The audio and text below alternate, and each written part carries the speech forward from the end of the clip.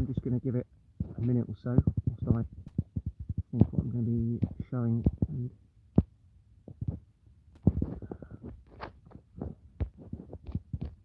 I'll go straight to the top of this again.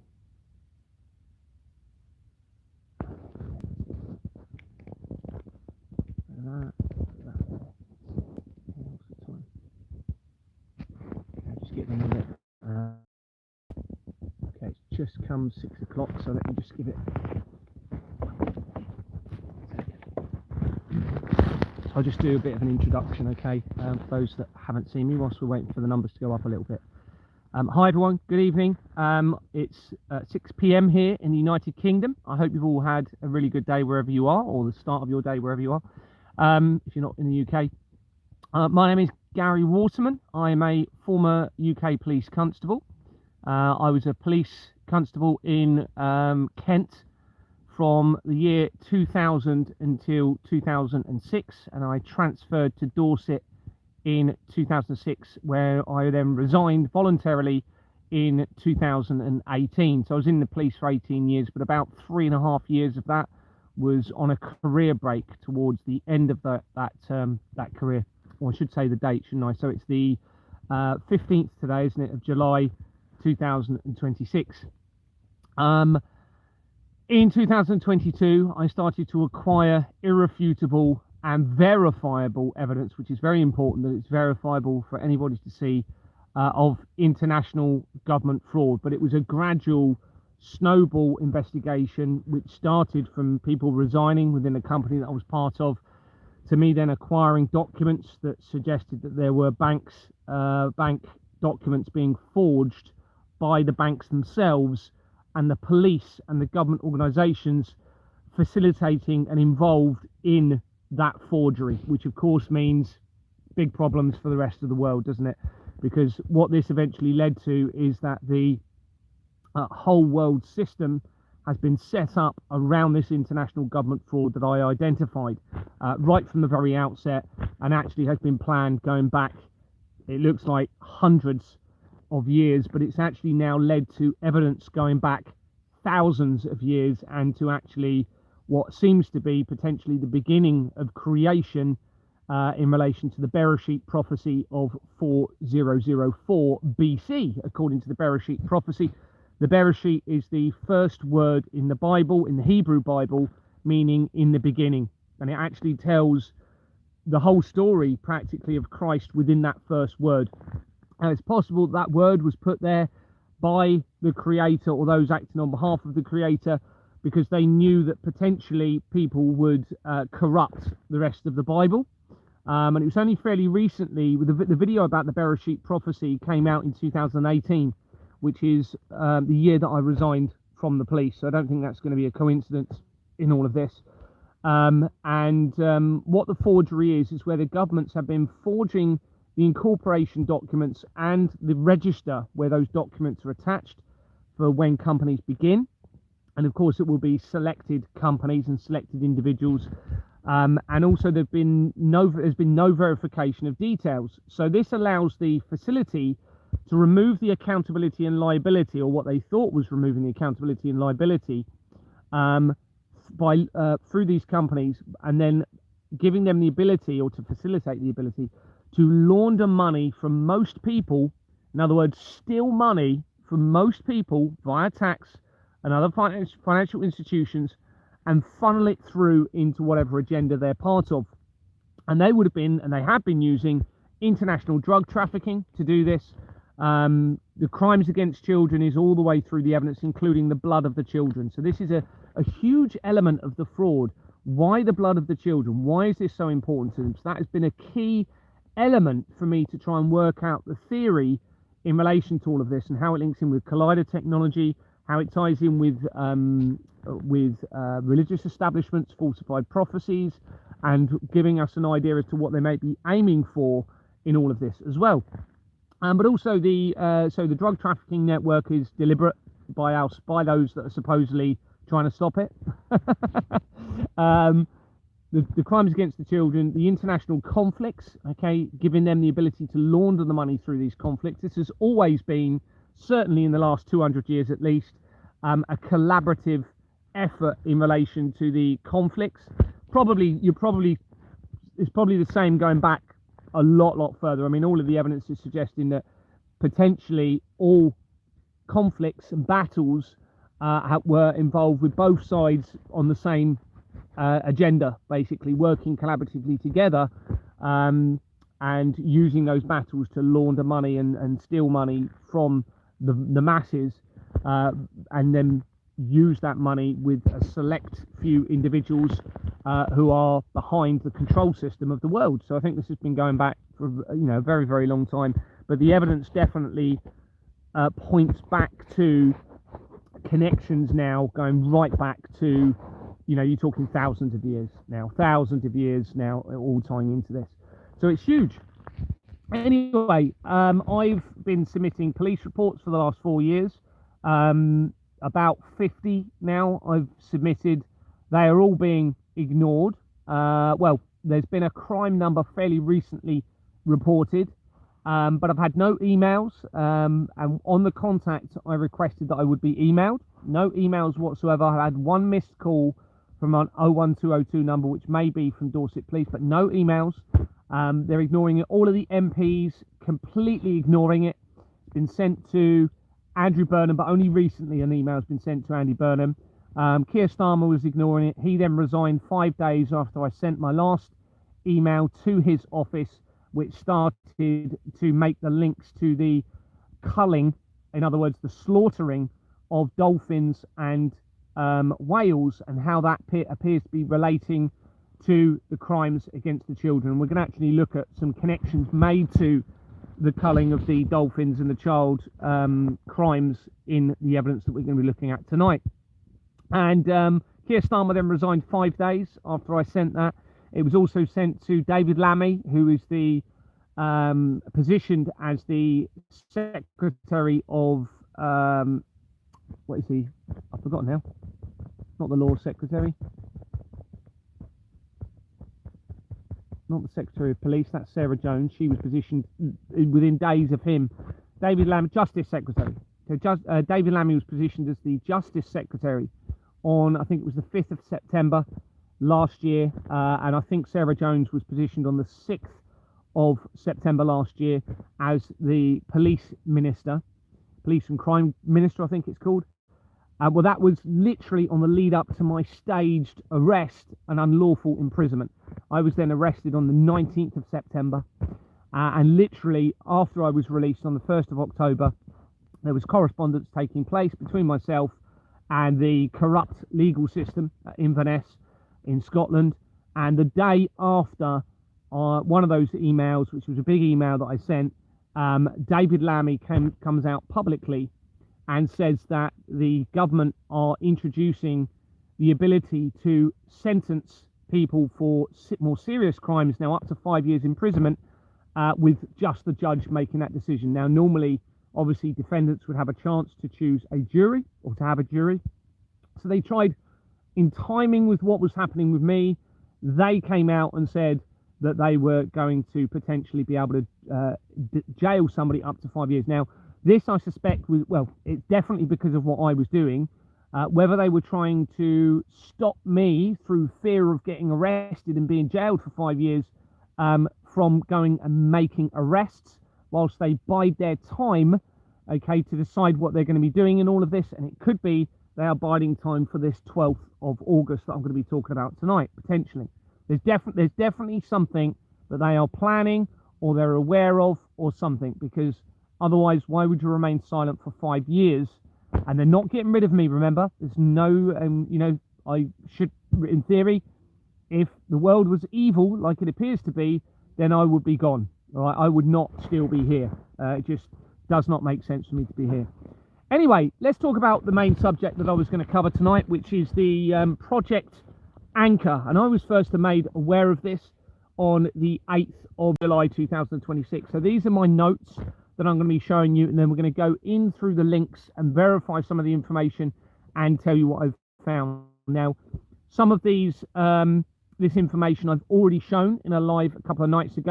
Just bear with me, but there is some also new significant evidence in here as well.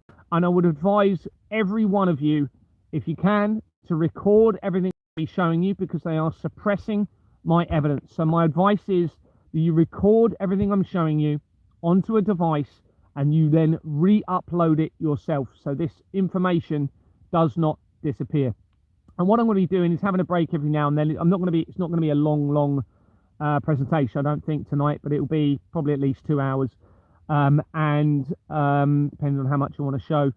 And what I'm going to do after that is go to my TikTok account, and people can then come on and actually speak to me, because I can now go live on my newer account. They blocked me from doing lives on my older account, but my new one I can actually do lives on. So I'm going to go on there later, and that is Gary for Freedom 2. But I'll say that later again anyway for you, Gary for Freedom 2, if you want to come on there later. Anyway, right, I'm waffling on it. 8th of July 2026, a TikTok appeared on my feed suggesting that gravitational loss would occur on Earth for 7 seconds on the 12th of August 2026, and the time being 14:33 UTC time, or 15:33 here in the United Kingdom. Well, that's 3:33, okay, because that's 3 p.m. 33. So a lot of symbolism there within that. Also, a lot of people, oh, that's August, yeah. So you've also got August is the 8th month. So some people say that an 8 contains 2 3s within it. So again, you could have another 8 there, you could have an 8, which is 2 3s. So there's a lot of symbology. Anyway, let me get to the point. So the information suggests that 2 black holes had collided in the past and had caused a ripple that will reach the Earth on the 12th of August 2026, affecting gravity. An initial search a few days previously had revealed a Wikipedia entry for it being a hoax. Unfortunately, I had not secured this information, and having mentioned it on social media, it now appears to have been removed, suggesting they may be trying to hide the information that they were worried that I was going to find. Now, I've recently been trying to expose their manipulation of the information using Wikipedia by going in and checking when that Wikipedia entry was created and when it was edited. Now, there's an actual article that I identified a few weeks ago, going back a few years, which confirms that the government are using Wikipedia and manipulating it to control their agenda and narrative in relation to everything. All right, that's actually been confirmed in an article. It was to do with a discussion that took place in Parliament. The government then went into the Wikipedia entry, and it was proven. They then manipulated the information to fit what was said in that government meeting. So they completely corrupt everybody. They are the biggest criminals on Earth by a mile. All right, I never ever saw such evil and corruption in the police for 18 years as what I have seen since I've uncovered this. And it is the people in the suits, the people at the heads of the government organizations wearing the uniforms, okay? And they have absolutely deceived you way beyond anything you could ever imagine, okay? So they've got you believing in them because they wear these suits and speak in a nice accent or nice manner. A YouTube video regarding Project Anchor had been posted in February 2026 as the exposure of the fraud continued, and it does not appear to be being suppressed. At 19:30 minutes into the... Oh, this episode of the... Actually, I was going to show you that anyway. At 19:30 minutes into the video, it discusses the ability to control gravity, or potential ability to control gravity. The video has been posted by the Y-Files, based in Las Vegas, and had registered with YouTube on the 16th of September 2020. So I'm just going to show you a little bit of the video. This episode of the Y-Files is brought to you by Delete Me. You wake up floating 3 feet above your bed. Your phone, your keys, your furniture, all drifting around the room like you're underwater. Outside, cars lift off the highway. Trees pull out of the ground, roots and all. People grab anything bolted down. You have 7 seconds.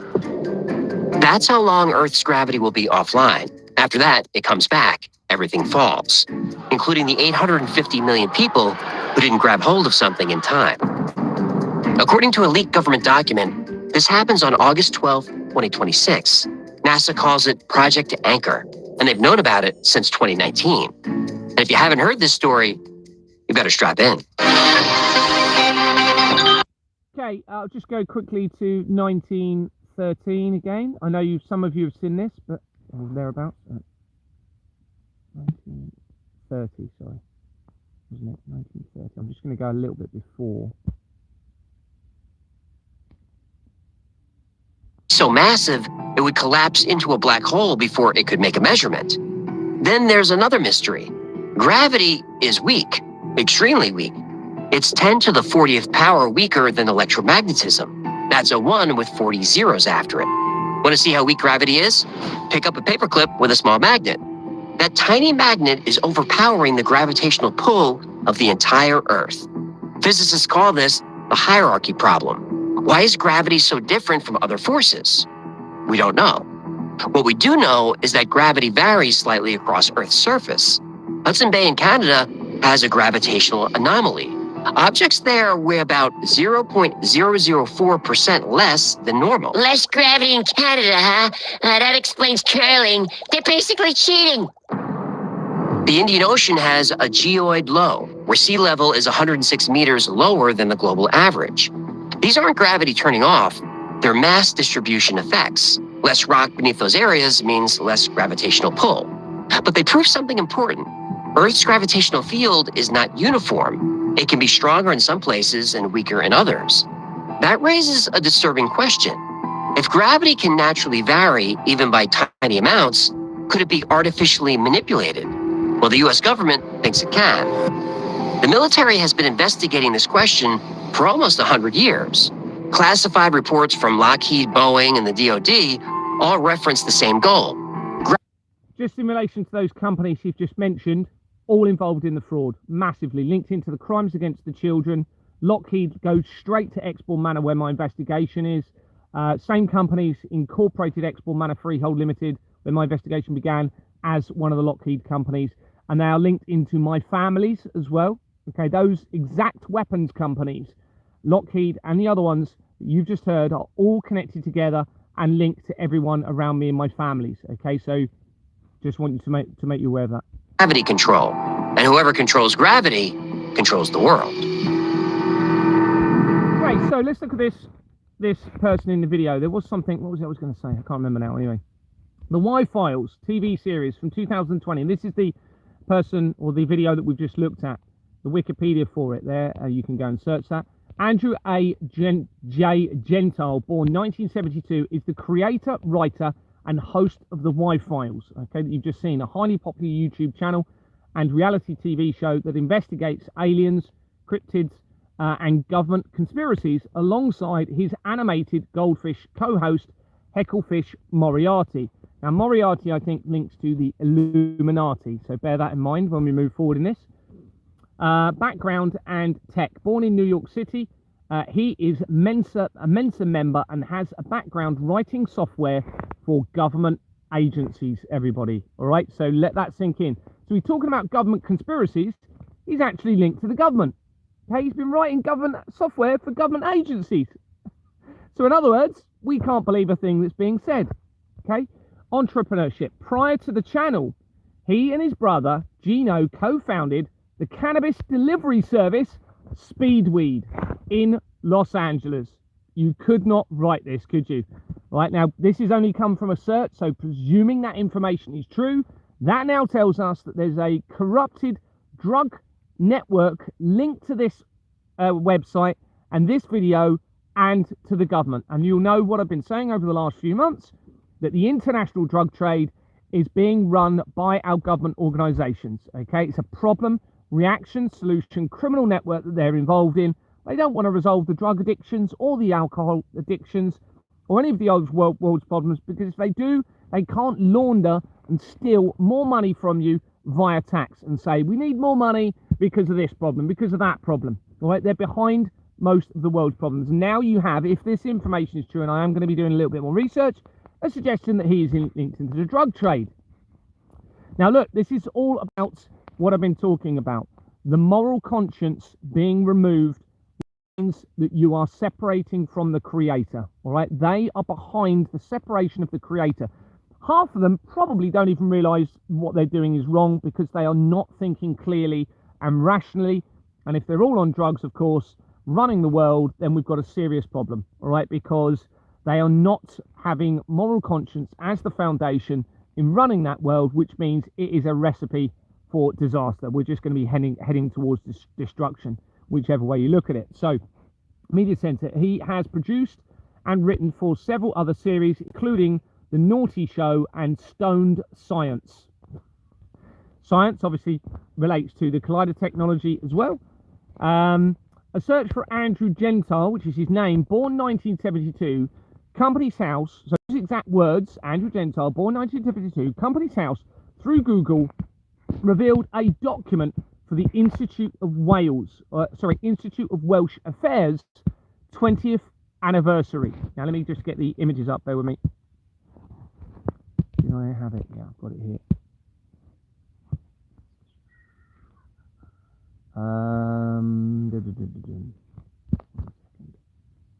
Yeah, I can show you this.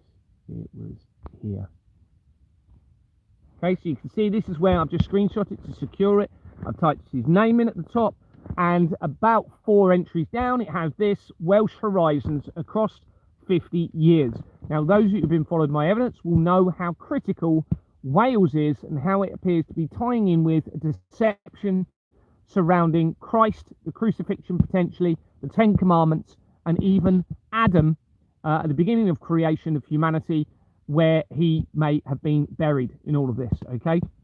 And it brings this up under that person's name that we've just searched, okay? And when you go into it, I've got the link here, Institute of Welsh Affairs, download again. Okay, there was only one Gentile entry in it when I searched earlier, and there it is, just the one, no others. It's in a sentence, okay, but not his name, not his name. So the question is, why would that have brought this up with his name, okay, as a 4th entry? Now, if you'd have just put Gentile, you'd have had so many other articles come up, all right? So this suggests potentially, I'm not saying it is, but potentially his details were somehow removed from this document, because it only has the one word Gentile within it. It's an interesting sentence, actually. It says here, within that, where his name is, Wales, the linguistic nation, the secret society with no conversion route. Like Judaism was, you could become a righteous Gentile, but that's as near as you'd get. Now, the connections to Wales are absolutely massive in all of this, and how it seems to be tying in with me into Contact A in Australia and going back to the beginning of creation, everybody. All right. So anyway, the Institute of Welsh Affairs, just to, and I do need to do more research around it, but I'll just show you this quickly. The Institute of Welsh Affairs, or IWA, was founded on July the 22nd, 1987. The independent think tank was established by Geraint Talfan Davies and Keith James to provide an intellectual challenge to policy and administrative practices across Wales. You can explore their research and publications. This would mean its 25th anniversary, which is what that document pertained to, would be on the 22nd of July 2012. This is under 3 weeks after CERN claimed to have discovered the God particle, that should say. Now, I need to do a bit more research around that subject, but that is going to be interesting. And it was just over 10 years before Anthony Roberts resigned from Exbourne Manor, triggering my investigation. So that was July 2022. All right, and you can see here the anniversary of this would have been the 22nd of July 2012. And then 10 years, not far off to the day, it was the 13th of July 2022 when Anthony Roberts resigned from Exbourne Manor. But I need to do a bit more research around that. In July 2026, I discovered a video. Now, this is new evidence, okay?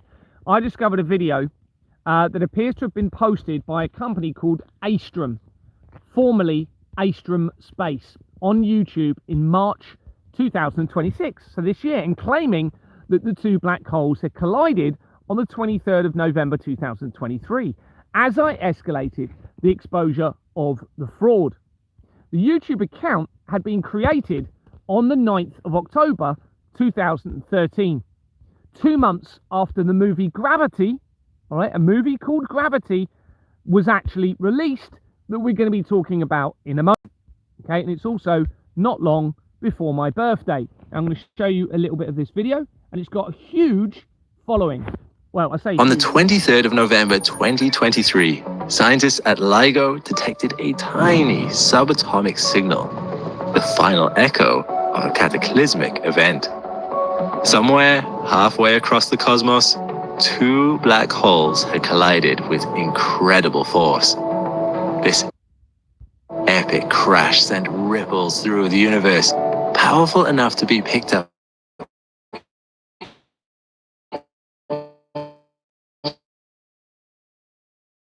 usual type of event for LIGO to detect.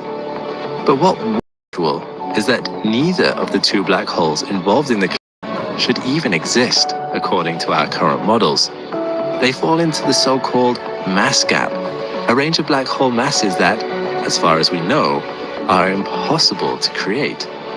Now scientists are trying to unpick this faint and unbelievably intricate signal to learn how and why these epic space giants met and solve one of the biggest mysteries in astronomy. Where did these impossible black holes come from? I'm Alex McColgan, and you're watching Astrum. Join me today as we study the invisible to reveal the impossible. We'll explore the unbelievable technology that's letting us penetrate black hole science and discover how black holes, some of the most extreme phenomena in space, are once again pushing our understanding to the limits. All across the cosmos, pairs of black holes. Just want you to look at this image here, because it's almost identical to yin and yang.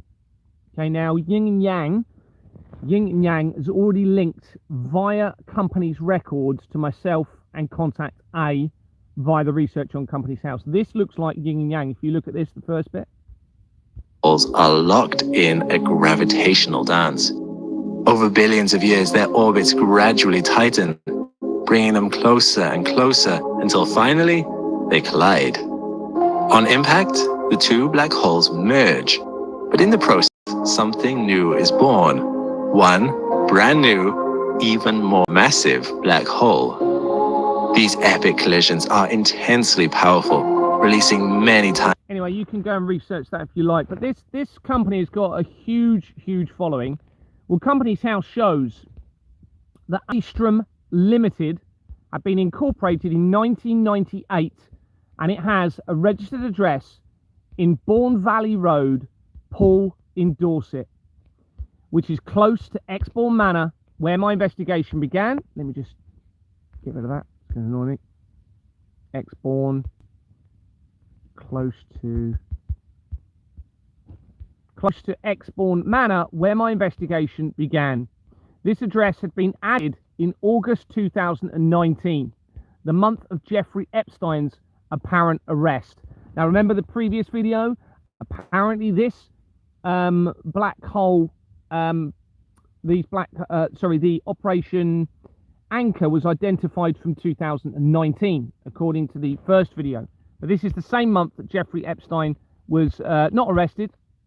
Sorry, he died that month in August 2019. He was arrested in July. Apparent death. Now, this is the same month that cell towers appear to have been erected within Wuhan in China. Its address had been changed from a Christchurch address of 5 Wildfell Close a days earlier. Oh, sugar. Go back. Oh, where's that gone? All right, here we go. The address had been changed days earlier, so let me just show you that so you can see it. Astrum Limited, Bourne Gate, Bourne Valley Road, Poole, Dorset, right near Exbourne Manor, where my investigation began. And if you look on the filing history, where is it? 2019. And it's not been since. It's only at that time. I don't know. Has it changed? No. No other address changes since that time. 2 address changes within a day of each other. It's even quicker than I thought. Okay, so this is how they're avoiding accountability and liability for their criminal network. You can see the address in Christchurch, Dorset, changed to Bourne Valley, and then they changed some of the details there, it looks like, on the next day. Ashburton Registrars Limited is in the People Record and connects Astrum Limited to over 6,000 companies, including Transplant Supply Network on the first page, that should say. Doing very well. Page that had been incorporated in 2006, which is the year that I moved from Kent to Dorset, and the Da Vinci Code movie came out, and it dissolved in March 2019. Its incorporation document appears to have been tampered with, and I'll show you that in a second. Let me go into it now, actually. So within Ashburton Registrars, so within the People Record, Ashburton Registrars, it was one of the first ones that came from Transplant Support Network. Okay, suggesting, I would think, organ transplanting, bearing in mind, I'm presuming that's what that could mean. Maybe it's another word meaning for it, but what's the business actually? Other human health activities. So there you go. What have I been saying about? This is massively about the blood and the organ harvesting, okay? Criminal organ harvesting and blood harvesting from the innocents, and how that links in with vampirism, the extension of life, and potentially even immortality by those behind the system. I was going to show you the incorporation document. Didn't know where I thought it was forged, but I'll show it to you, see if I can see it. I think it's only a minor potential forgery. Yeah, there, I can see it. They're not there. Okay, so you see these boxes, see the lines, you can see there's parts of the line in the middle is missing, and you can see there's something else appears to have been written to the left of it. Now, this is normally the area that's been forged by our governments. You can see the writing is different from the rest of this document. If this document was all filled out at the same time, then it would all generally be the same text. Okay, and this has been written in afterwards, but it looks as though, to me, they have forged that document by changing a previous company name to fit the agenda. It's not the best example of a suspected forgery, but yet it is there. And remember, that is a transplant company, everybody. All right, so it's very important. Gillian, should that say? Gillian Hollis? Let's go back into... Now, I haven't even finished doing this, so I'm just going to show you a little bit of this before we move on to the next bit. Yeah, Gillian Hollis, there we go. Oh, gone, Gillian. Gillian Elizabeth Hollis connects Transplant Support Networks to Juniper Partners Limited, and Robert John Angus connects the company to Columbia Threadneedle Investment Business. Well, that starts making connections, and I haven't gone any further with that at the moment, so I'm not going to go into that too much. But I had a quick look through, and it's starting to make some big connections from that transplant company to the international criminal network. There is significant evidence that international governments have been experimenting with anti-gravity technology going back to at least the Roswell incident, okay, of 1947. 1947 is when the Doomsday Clock began, and there's Nazi-linked experimentation in relation to anti-gravity technology within the research tying into the Roswell incident and Area 51. In 2025, former White House aide Catherine Fitz said that 21 trillion had been funneled into an underground doomsday city. She links quickly to Exborn Manor, and this has been released as I was publicising the evidence of a possible apocalypse deception. I'm just going to show you that if I've got my document open. I think I have. Yep. Let me just show you a little bit of that. Now, I think she's got a dual role, or she is playing another character in this, and you're going to see, hopefully I can show you, it loads up. hopefully I can show you the images in the document. Oh, I take it it's not loaded up, bear with me.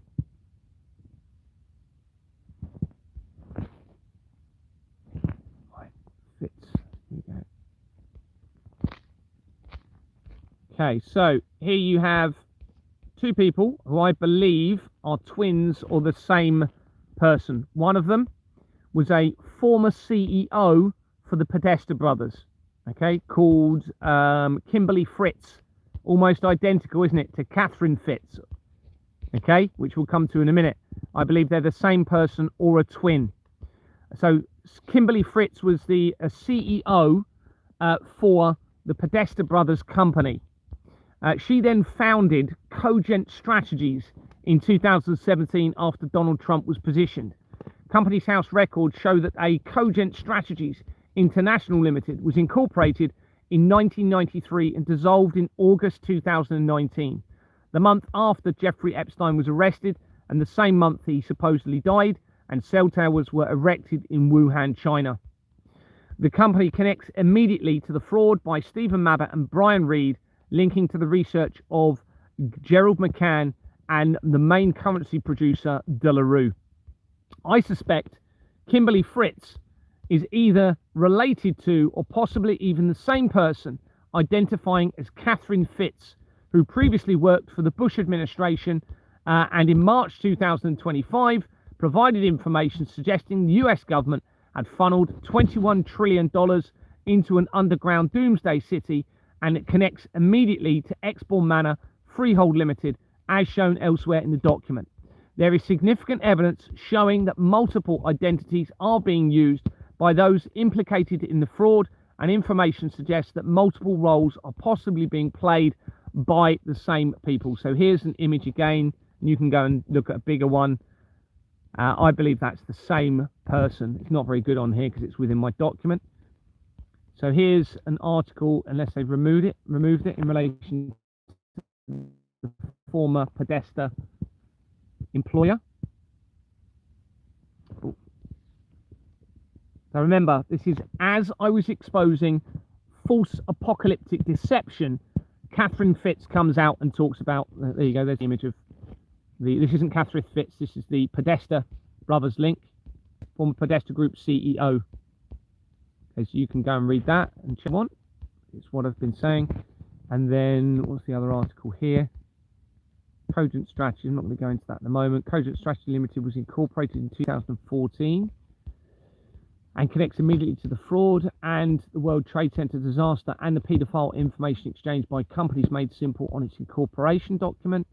There are also connections to skin companies from Association of Police and Crime Commissioners that connects quickly to Jimmy Savile and CERN, as shown elsewhere. The Skinners Academy connects immediately to Ghislaine Maxwell. This is just me giving some examples. Now, let me go to the other section on Catherine Fitz, and we should be able to show you whether she came out and said that 21 trillion had been funneled, unless they got rid of it. Let's have a look. Fitz.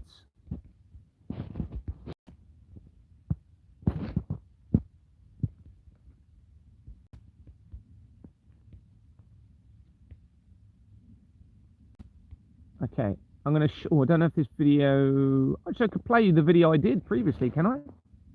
It's the 8th of May 2025. I'm Gary Waterman, a former UK police constable, and since 2022 I've acquired irrefutable, verifiable and corroborative evidence of decades-long international government fraud. It really is the key to all of the world's problems, everybody. I cannot emphasise this enough. So this was a video that I did in May last year. I'm just going to let this play for a minute whilst I have a little snack and... links to everything that has been going on for at least the last 150 years, okay? The international conflicts, the terrorism, the more recent vaccine scandal side of things that we're aware of. It is linked to poverty. It is linked to the disparity between the rich and poor. It is linked to international child trafficking, international drug trafficking, you name it. All of the world's problems are linked back to the same companies in this international government fraud.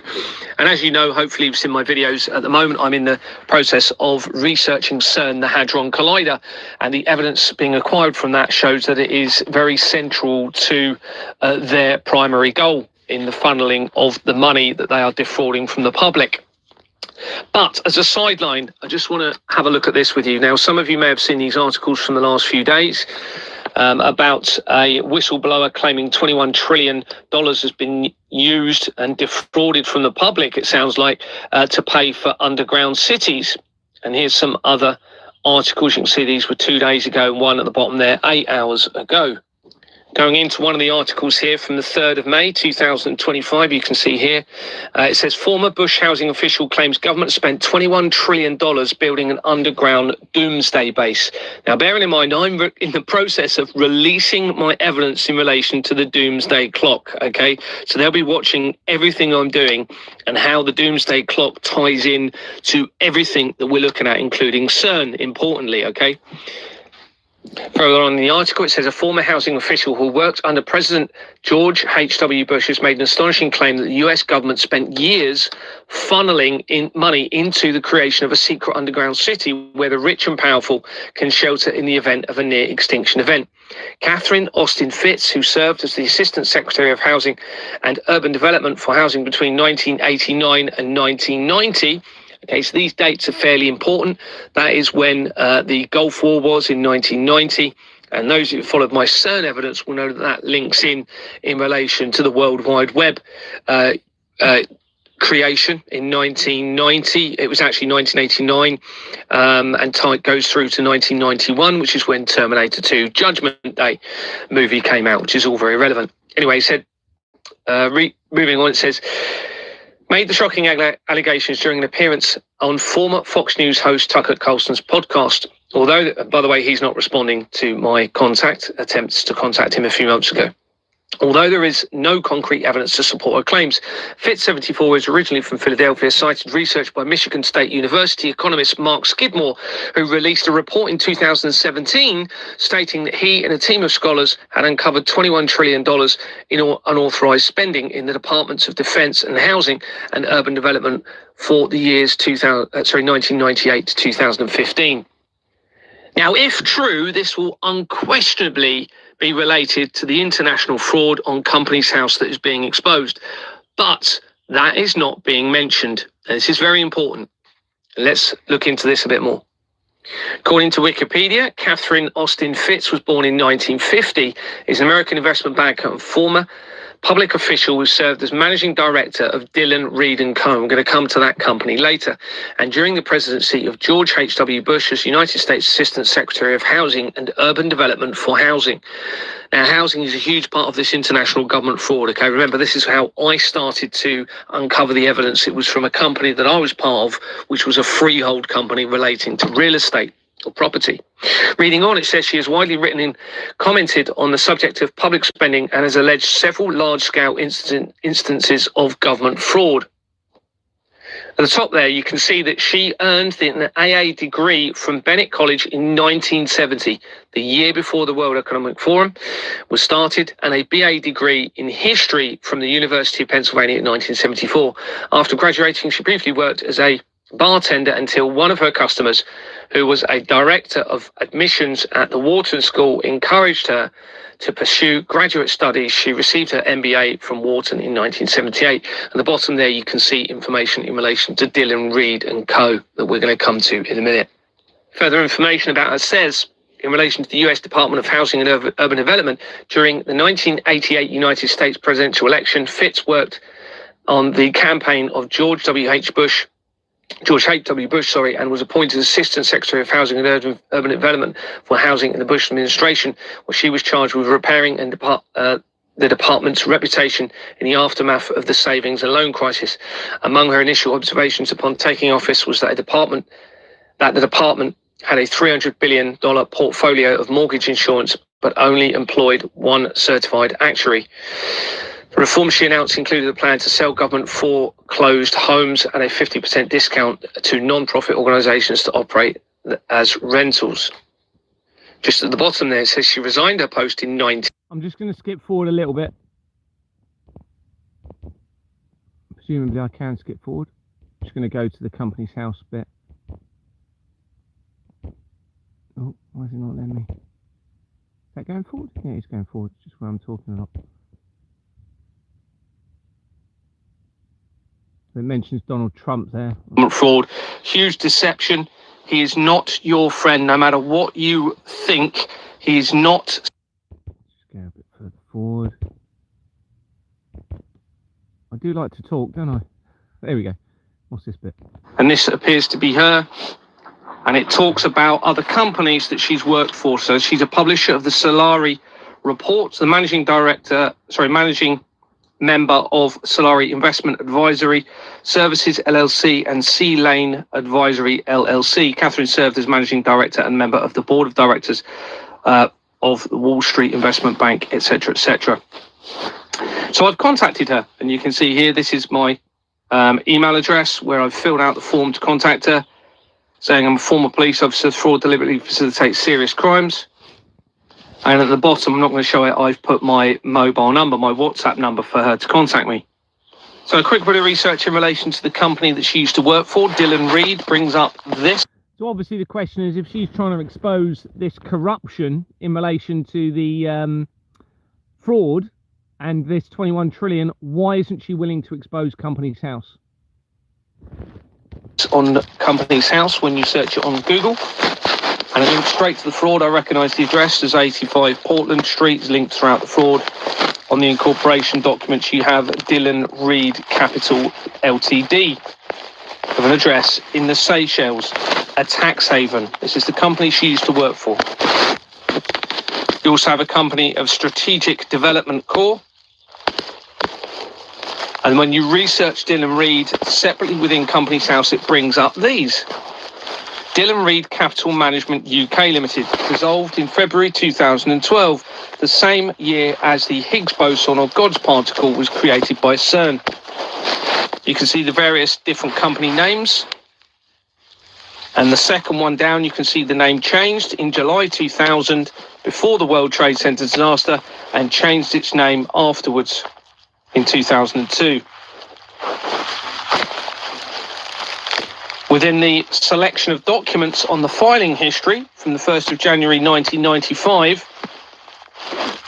and this 1995 date does appear to become relevant with a selection of these documents within the filing history of a lot of the companies. Well, that is the year when the Hakluyt Advisory Company linking to the Russian government was created. And that company makes the link to the blood of the children, okay, via Richard Hakluyt, who was around in the 1500s at the same time as John Dee, which links in with 007, and it ties in with the blood of the children. And on the incorporation document, you can see Mavis June Latter and Jordan's and Sons in the corner. It's a criminal fraudulent entity company, and this now links immediately to Exbourne Manor Freehold Limited, because Swift Incorporations Limited is on the incorporation document for Exbourne Manor Freehold Limited. When you research Swift Incorporations Limited, this name, Mavis June Latter, is linked to that company on the incorporation document. That company also links to Harrods, and I suspect that is linked very closely to it's certainly linked to around the time of the death of the Prince of Wales, and the same time, within 2 months, Princess Diana's death, the original founder of the Church of Satan also died, and I suspect the Church of Satan was infiltrated around that time. Yeah, I was obviously meant to say the Princess Diana, they're not the Prince of Wales. But Mohammed Al Fayed, after I established this, so this connects Mohammed Al Fayed directly into Exbourne Manor. Now, he is Egyptian. All right, so those of you who followed my evidence recently will know how important the Egyptian connection is, going back in time, linking into me, linking into Contact A, linking into Wales, the alignment of the stars, and all of these other things. Now, it was after this I established that his son, Dodi, is connected directly to the Church of Satan via a record for Peter Gilmore, who was positioned as the High Priest of the Church of Satan in 2001. And that also links into the same companies, connect very quickly to the Savile Row side of things, which is a tailoring row of premises, or Savile row of shops that's involved in tailoring of aristocratic individuals in London. And I suspect that links in with Jimmy Savile's family. They're saying it isn't anything to do with him, but I suspect it is. It links to the Church of Satan. It links to information of potentially the skin being used of children to make certain items of clothing, and also this links in with Louis Vuitton, Prada, and you're aware of Devil Wears Prada, the movie that came out, and the second one came out this year. All connected to this, okay? It's where it looks as though they're making leather goods and clothing out of, according to all of the evidence, out of the skin of the children, and we are paying for all of it.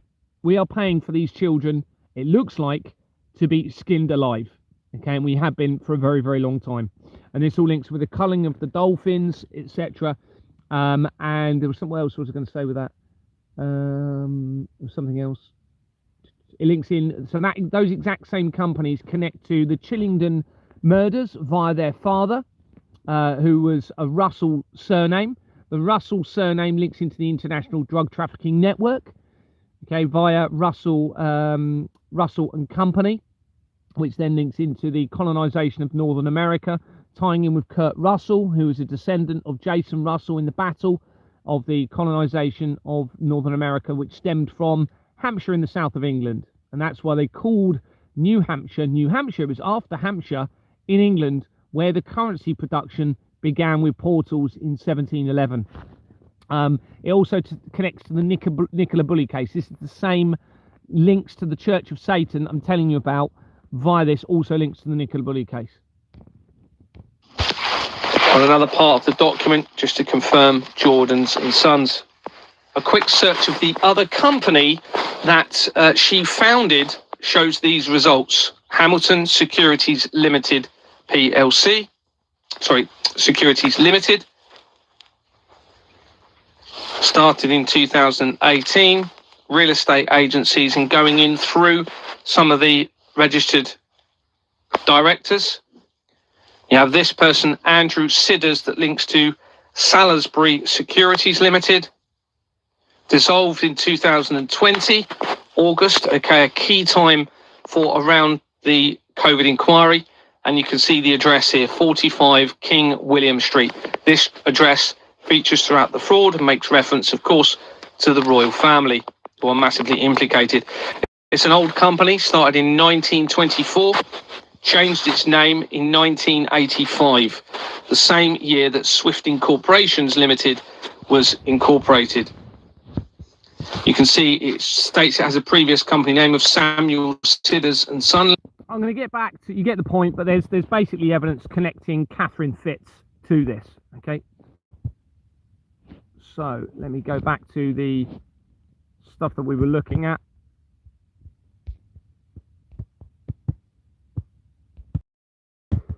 The Denver airport is also significantly linked to the criminal network. This to be a possible location of retreat for those behind the criminal network. A BBC article from, why is it not loading up? What's happened there? Not recognizing that as a link now, for some reason. Are the others?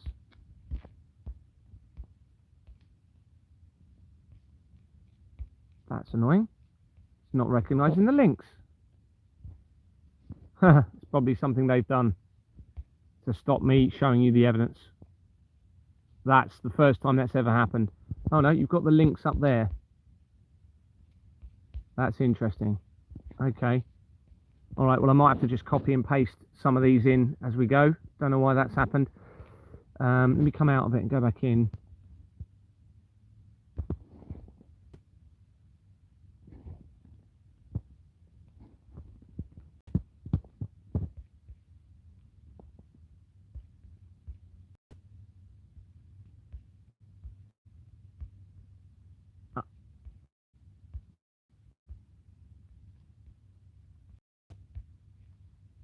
No, so they're still not working. That's interesting. I wonder if they've got rid of that then since I've publicised it.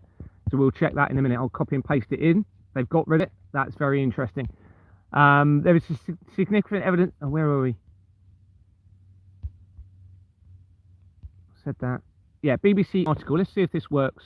So what I'm going to do is copy that in to Google. Let's see if they've taken this article down.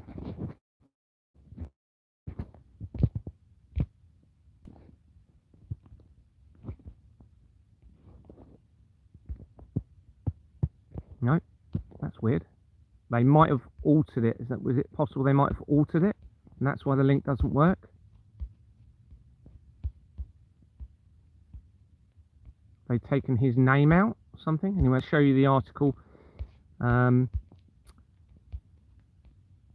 are your plans for the 12th of August 2026? If some social posts are to be believed, you might need to cling on to something heavy to stop your day.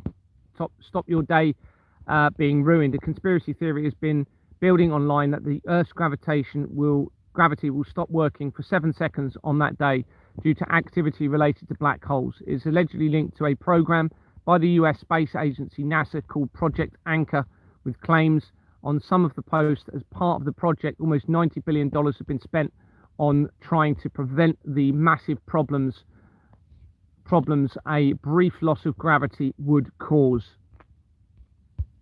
According to the website How Stuff Works, if there was no gravity, even for a brief period, Earth would start to break up, as there will be nothing to keep people, buildings, and even air and water anchored to the ground. The injuries and damage caused, especially from everything falling back to any ground that was left as gravity returned, would take a long time to put right. There is absolutely no evidence to suggest that the Earth is going to lose gravity on the 12th of August, nor is there any public record that NASA is working on something called Project Anchor.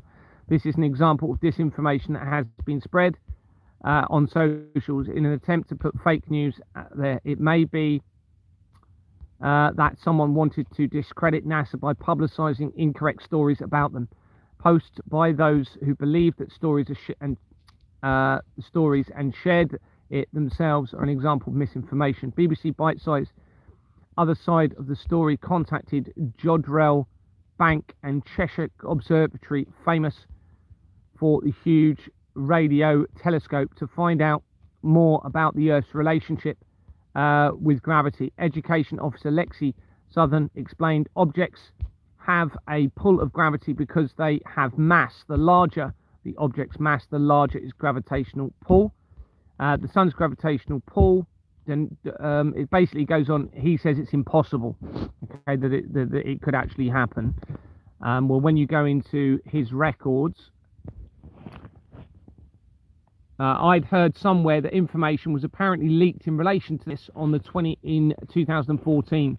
The same year, the investigation apparently began in relation to Jimmy Savile linked Dolphin Square child abuse scandal.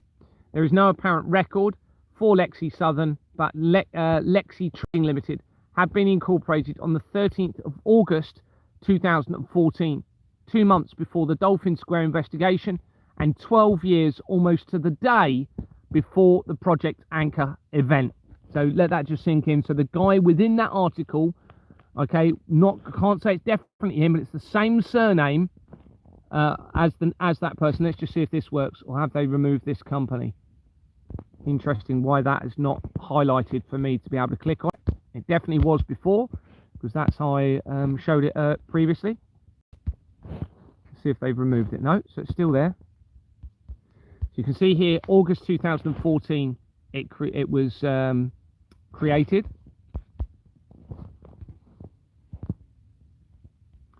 Timothy Kerr is in the People record, connected to only 2 companies, and Grace Marie Kerr connects Lexi Trading Limited to Make Energy Limited, that had been incorporated in June 2014.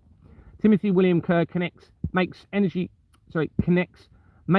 Limited to 14 companies, including Oars Fuels Limited. They've been incorporated on the 18th of October 2011, not long before my birthday and Jimmy Savile's death. My birthday was the day before Jimmy Savile's death in 2011. So he died on the 29th of October 2011, I believe it was.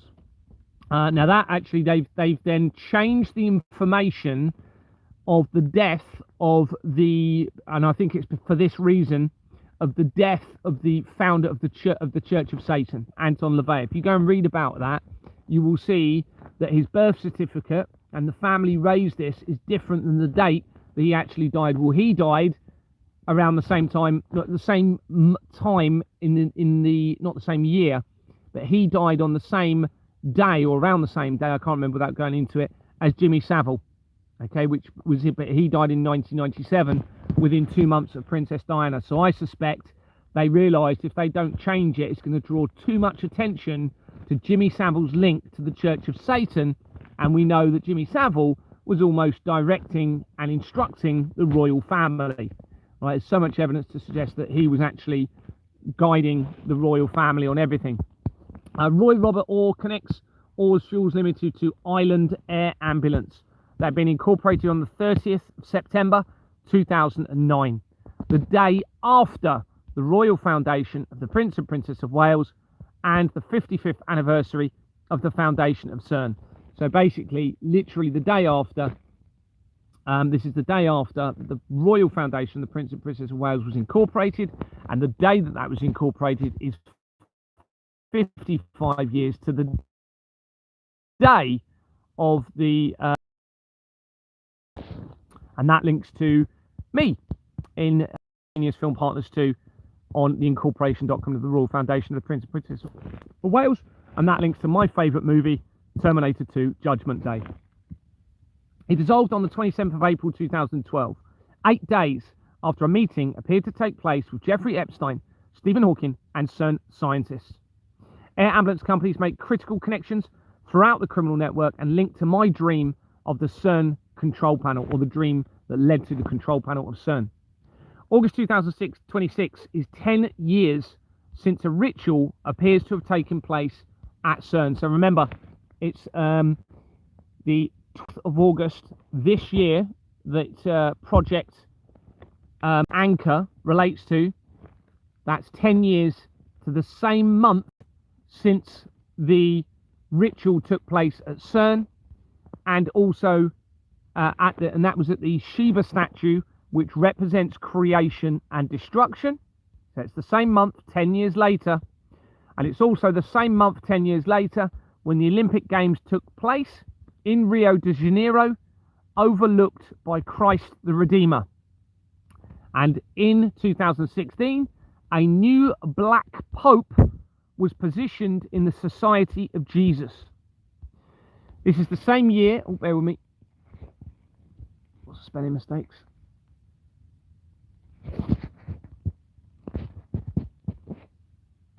My eyes are going funny. And the black nobility linked to the information of vampirism, the Black Sun cult, Venetian activity leading to the name black nobility that we're going to look at a little bit later. Okay, so we're going to come into the Venetians, in other words, those that lived in Venice, and how this ties in with everything a bit later. A search of what occurred previously on the 12th of August, bearing in mind that is when Operation Anchor supposedly takes place and Earth loses gravity, according to some conspiracy theories. Well, on that date, Cleopatra had died as well, the last active ruler of the Ptolemaic Kingdom of Egypt. Now that ties in with myself and Fact A and the evidence linking into Wales. Okay, coming in from the blind families linking to the burial chambers in Wales, and also a archaeological site that has been worked on for the last 25 years or so at least. They've been actually working on this site, and it is the only site of its kind in all of the United Kingdom. And this connects into yew tree, a bleeding yew tree in a church, and a part of that church, or of something near to it, is called the True Cross. And there's loads of evidence in relation to that, and how Wales appears to be linking in and connecting in with the potential, even potentially the burial of Adam at the beginning of creation. So Cleopatra died on this date, but also, okay, as if it wasn't even relevant enough, Ian Fleming also died on that date. Now, Ian Fleming is massive. Ian Fleming connects to my investigation because it was Deborah Fleming that initiated my removal from Exmoor Manor freehold after I continuously refused to file forged bank documents, and she is linked to Ian Fleming. Okay, so he died on that same date in 1964. So they have a reason or a motive or trigger events for them to manipulate, actually falsify an event on that date. I don't believe there's going to be a natural event, but I do suspect they were seriously considering doing something to humanity on that date, on the 12th of August next month. Both of these become relevant, as I've said, to the ancient burial chambers and subsequent evidence leading to information regarding Christ. And it also links in with Egyptology as well. In 1981, on that date, IBM released the original... Oh, sugar. Released the original IBM personal computer, Model 5150, fundamentally changing the consumer technology landscape. IBM is significant to the criminal network, the World Wide Web, and links to apparent crimes against children, which therefore also means the blood, and Satanism. In 1990, on that date, the most complete and this blew my mind, okay? So bearing in mind, I said this a couple of days ago, the most complete and best preserved T-Rex skeleton was also discovered on this date in 1990 on a South Dakota reservation. Now that South Dakota connection also becomes relevant in the area in America, and we'll talk about that later, another time.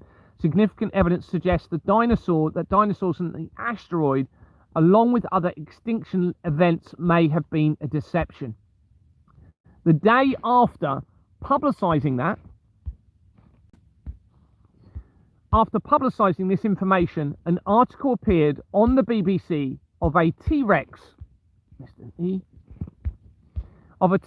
having been sold at Sotheby's, New York, for $37.4 million, the most expensive dinosaur sale. This was the day after Sam Neill, star of Jurassic Park, spelt wrong, I think it's two S's, isn't it? Jurassic Park had apparently died after I had exposed the deception behind dinosaurs linked to Dorset, because the Jurassic Coast is in Dorset. A company called Jurassica, which links into an extinction starting to dissolve as I was exposing all of the fraud. Play the video of this dinosaur T-Rex. So it came out, you can see, 14th of July, yesterday, after I publicized that information tying in with that date about a T-Rex skeleton. We are honored to offer Lot 20, the Tyrannosaurus Rex, affectionately known as Gus, one of the largest and most complete T-Rex ever found. Hailing from Hardin County, South Dakota, Gus was found on ranch land that was owned by Gary and Dana Licking. Thomas Heitkamp and his team first discovered Gus Rex in 2021 and spent 5 years carefully excavating, preparing, restoring, and mounting Gus to the highest of standards. At $43 million, then, I'm selling. At $43 million, you're all through online. You're all through in the room. At $43 million, sold. $43 million.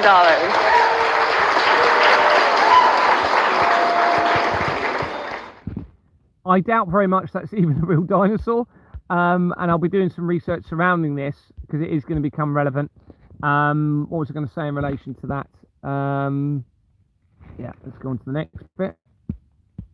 The video shows, this video that I'm going to show you shows an arrest of someone called Jamie Varley. Bear with me.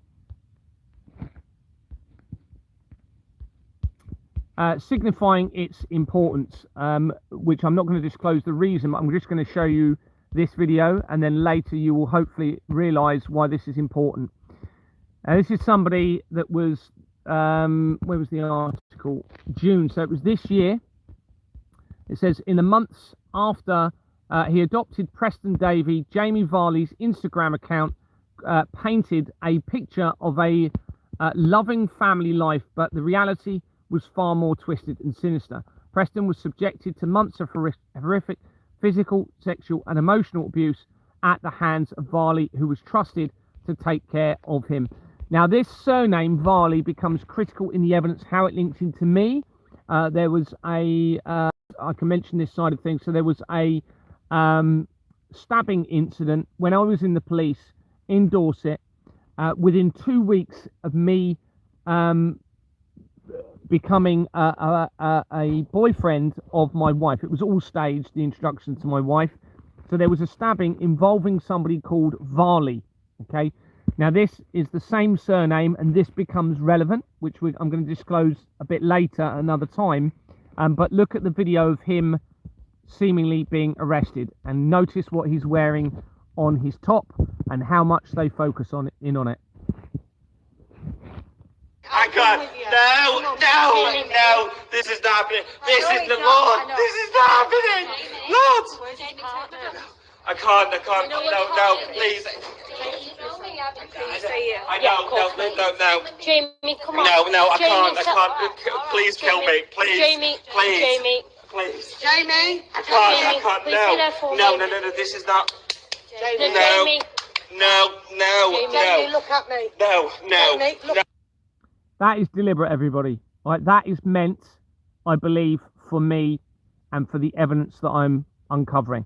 And that's going to become clear to you later why this specific article is critical of this as well. But I can't do that at the moment. So let me go back to the document.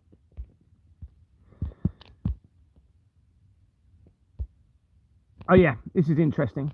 So remember, Sam Neill then died yesterday, I believe. And someone sent me this video that I'm going to show you. On the 15th of July, 2026, someone sent me a video regarding Sam Neill that supports the significance of his death, his supposed death. Tired of heat? 2 NASA engineers have the fix, and it cools rooms in 90 seconds. It's smaller than a toaster, cools any room in 90 seconds, and uses just a fraction of the energy of a regular AC. If you're triggered easy, you might want to scroll on by, because the dude from Jurassic Park died, and I think it's wonderful. And well, before you think I'm an insensitive a-hole, why don't you listen to my reason? And my reason is that it provides me another amazing opportunity to show you all that they fake their deaths. They aren't people dying, they're characters dying, kind of like Charlie Kirk, kind of like Hulk Hogan.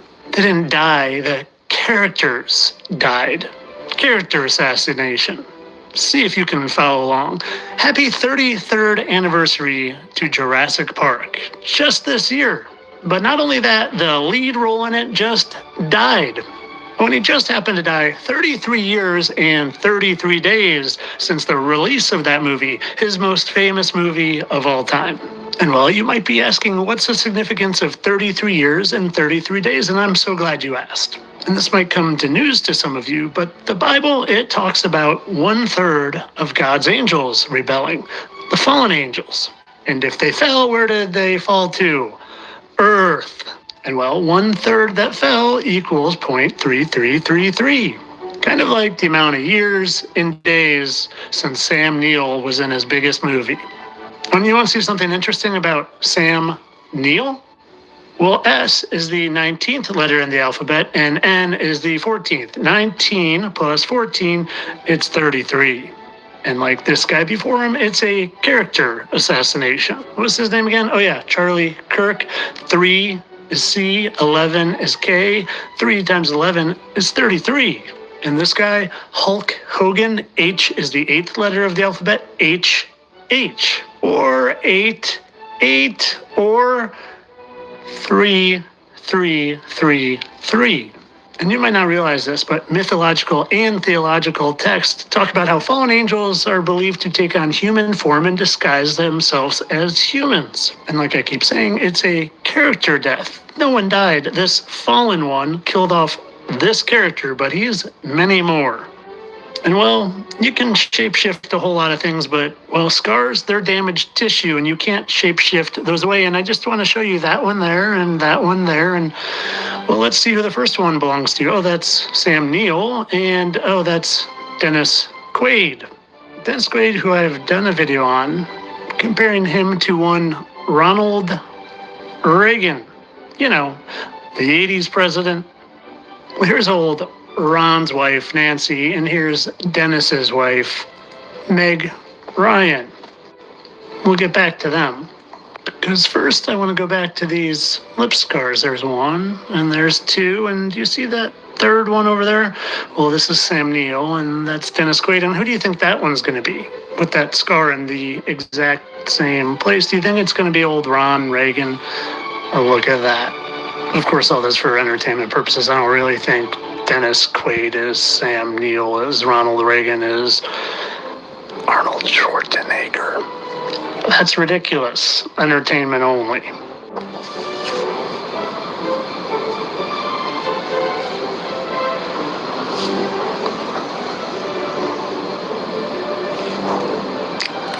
Have a lovely day.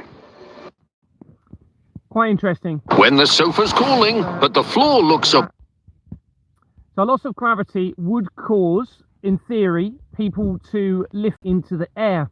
An initial search of whether a biblical rapture involves people being lifted into the air reveals yes, according to Christian eschatology, the rapture specifically suggests that both the living and the dead believers will rise into the air, into the sky.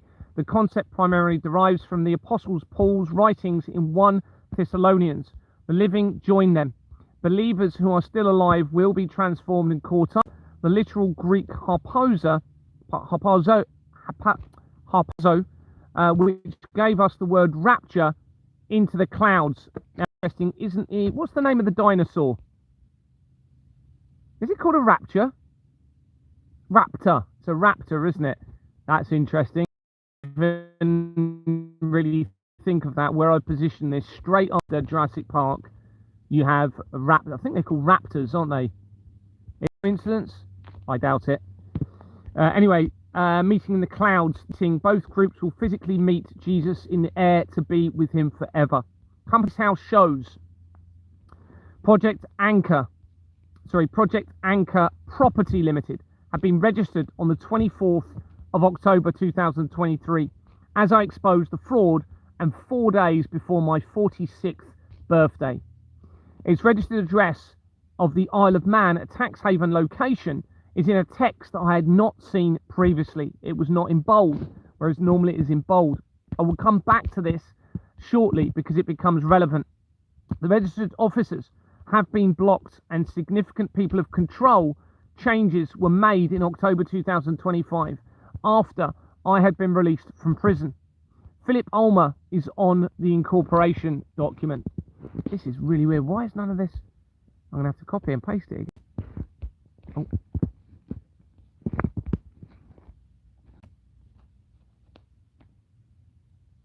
Look at that, 4 3s in the funny number. 3s there, look. We've just been seeing this. And then you have 4 3s. Right, let's go copy that.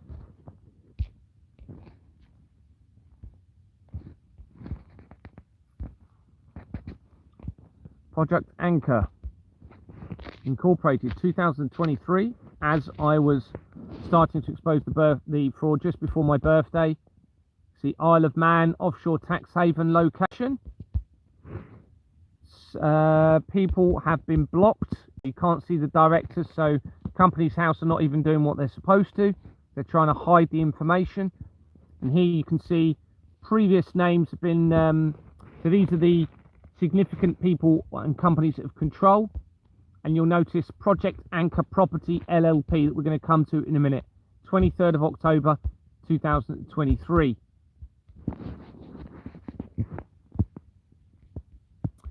Philip Henry Ulmer. Oh, let me show you I know I showed this the other day, but I'm just going to go through it again.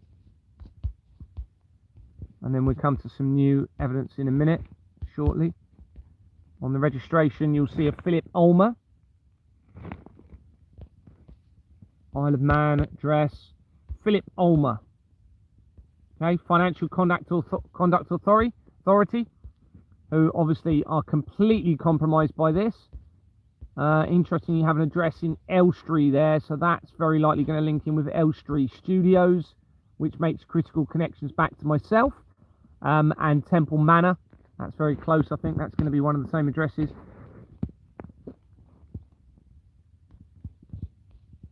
What we're going to go into then? Oh yeah. So Philip Ulmer, Philip Henry Ulmer is connected to Compliance on Demand that had been incorporated in June 2018, around the time I was resigning from the police. It has a registered address of 71 to 75 Shelton Street, Covent Gardens.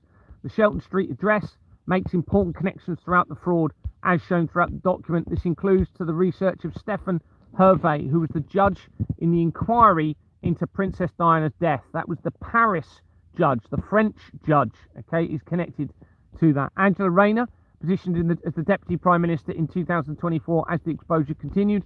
Sweeney Todd, research to paedophile Jonathan King, convicted of his crimes in September 2001, the same month as the World Trade Center disaster. To Lee Clegg of the World Marshal Authority, linked to the United Nations, NATO, missing Georgina Gesala, as well connecting to this, to the Southport stabbings of 2024, the exact same company. Right, so what we're doing is we're looking at this, same address. The exact same address makes these connections that I'm telling you. Where were we? Anthony and Nicole Kidman of Australia, Hollywood actor. Stephen Lawrence inquiry. To the threat from directed Asian CERN via the FCC companies, likely related to the Future Circular Collider program. To the Doomsday Cult in the research, to Sasha Stone via the International Tribunal Courts of Natural Justice and linked to the CIA, and to the blood of tortured children according to the research, and the Vatican, the White House, not the White House, the Black Nobility. To literally a company called the White House Limited. To artificial intelligence, which links into Sherborne in Dorset, the area where my investigation began. Oh, I haven't got my video on, sorry. I didn't realise I had the video on. Links to the White House, artificial intelligence, the former chair of the US President's Intelligence Advisory Board. That's a big one, a big connection there. So the intelligence around the American president. The research surrounding Jim Carrey, to Angela Merkel, to the research of York, the city of York in the United Kingdom, which is critical. To Deborah Fleming, linking with the Association of Police Chief Officers of the United Kingdom and into the Doomsday Cult again. To the research of the former MP for the area of Exbourne Manor and Jimmy Savile's property. To the research of DARPA, which is a secret research and development of weapons, etc., and weather manipulation, according to the research. To the apparent death of plasma scientists, possibly relating to blood last year in America. To the research of the Artemis II space expedition, which links to the Rothschild straight away, and also the Rockefellers, and the Rothschilds link straight to me via the research, via Homestart. To the Galileo Foundation, directly to the prophecy of the popes and the three Atlas comet. To the research of supermarkets, which are all connected. Immediately to the research of Facebook. To the research of the White House coup. And to the research of William M. Blyer, who was positioned to oversee the further release of the Epstein files this year. To the research of Dan Brown, leading to the bloodline of Christ evidence. To Georgia Stone in the research of the Georgina Guidestones, which represented an upcoming man-made apocalypse. They were erected in 1980 and then damaged and removed 3 days before I approached Anthony Roberts of Exbourne Manor. To the research of To the research of John Profumo, in the Profumo affair, which links to the Craze and Osmsley House and then back to Exbourne Manor. And to the research of Taylor Swift. To the research of the University of Al-Qura, however you pronounce that, which is the world's oldest university in Morocco, in northern Africa, which is where the oldest, northern Africa is where the oldest human remains were found, according to the research, whether that's a deception. Now, Morocco, they film a lot of James Bond scenes have been done there, and I've just completely lost where I was. And also it links that location, Morocco, to an important link into, what's his name, Aleister Crowley. Aleister Crowley links back to Osmsley Manor immediately in front of the research. And I think this is why they told me, this was my wife's uncle, who I don't believe is even her real uncle, Adrian Windsor, went and spent time on a holiday in Morocco and made a point of telling me about it. I suspect that was to see if I would potentially make the links later.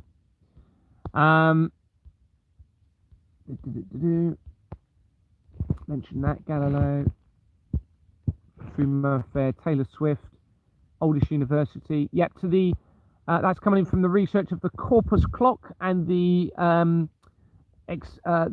fault that occurred at the Large Hadron Collider. So the research of the Iranian earthquake of 2003, that should say. And then it was literally a year to the day after that, on the 26th of December 2004, when the Indonesian earthquake happened, and over 300,000 people supposedly died across several continents. And that links in from this research to the Tevatron Collider, to the research of the investigation of the French Freemason Lodge from this year, to the apparent United Nations bombing of 2003, to the research of the Truman Show, to the Egyptian Arab Society for Culture, Advertising and the Celebrated Arts, in the research of Microbiology Society, and that is linked directly to Alexandra Fleming, which means a link to the Fleming family again, and Deborah Fleming was the one that initiated my removal. The research of Phil McLaughlin's affiliation to the Rapid Response Team, linking to possible vampirism, and to mark a connection to a Mark Thompson and the BBC. Mark Thompson oversaw the BBC at the time of the Jimmy Savile supposed crimes against the children. To the research of the Apophis asteroid, and also the observatories linking into the fraud and the false apocalyptic deception upon Earth. To the McGuinness family in the research of John Dee. John Dee, remember, goes back to 1500s, and he was what was an influence, according to the research, of the 007 symbol. And the 007 appears to be relating to the year 007, which is or 7 AD, when Jesus or Christ was 13 years old. To the research of the relevant movie Seconds, which is where they change their identities in that movie. There's a bit more to it, but I'm just trying to keep this as short as I can. To the research of the Denver airport that we've already mentioned earlier today. To a company called GG Orsini Limited in the research of the Grey Pope, which links into the black nobility. To Hermes Corporate Finance UK Limited in the research of yin and yang that we've already mentioned earlier in relation to the two black holes colliding. To the research of the dolphin culling with Taji, which is the name of the location where it happens in Japan, also linking to both yin and yang and the same name as the dolphin culling.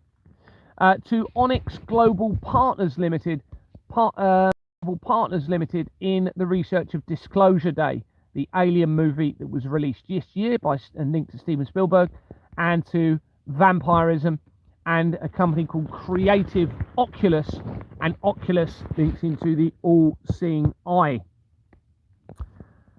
as shown elsewhere. So that's coming in from that. I'm not going to go into why these none of these articles are. This is very worrying. Why are they not?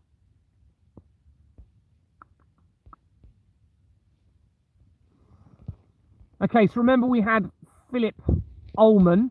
I'm going to have to copy and paste this for now again. We have a LinkedIn profile for Philip Ulmer. This could be where they've interfered with my notes somehow in the hope that it would stop me showing you the evidence, I would think, because that has not happened previously. It might not be. Forgive me if it's not.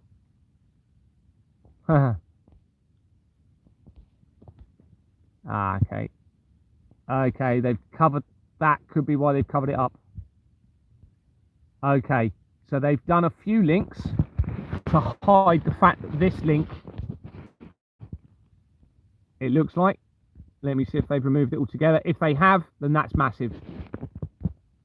So the link's not working. Let me type him in, see if he comes up. Okay, so they might have grayed out some of them to hide this one being removed. Let's just double check. Maybe not. Forgive me. Oh, no, that's not. Yes, it looks like they have removed that company, I think. No, okay, my apologies. My apologies. Have they removed the information? No, they haven't. My apologies to them. I do apologise. So you can see you've got Ulmer here.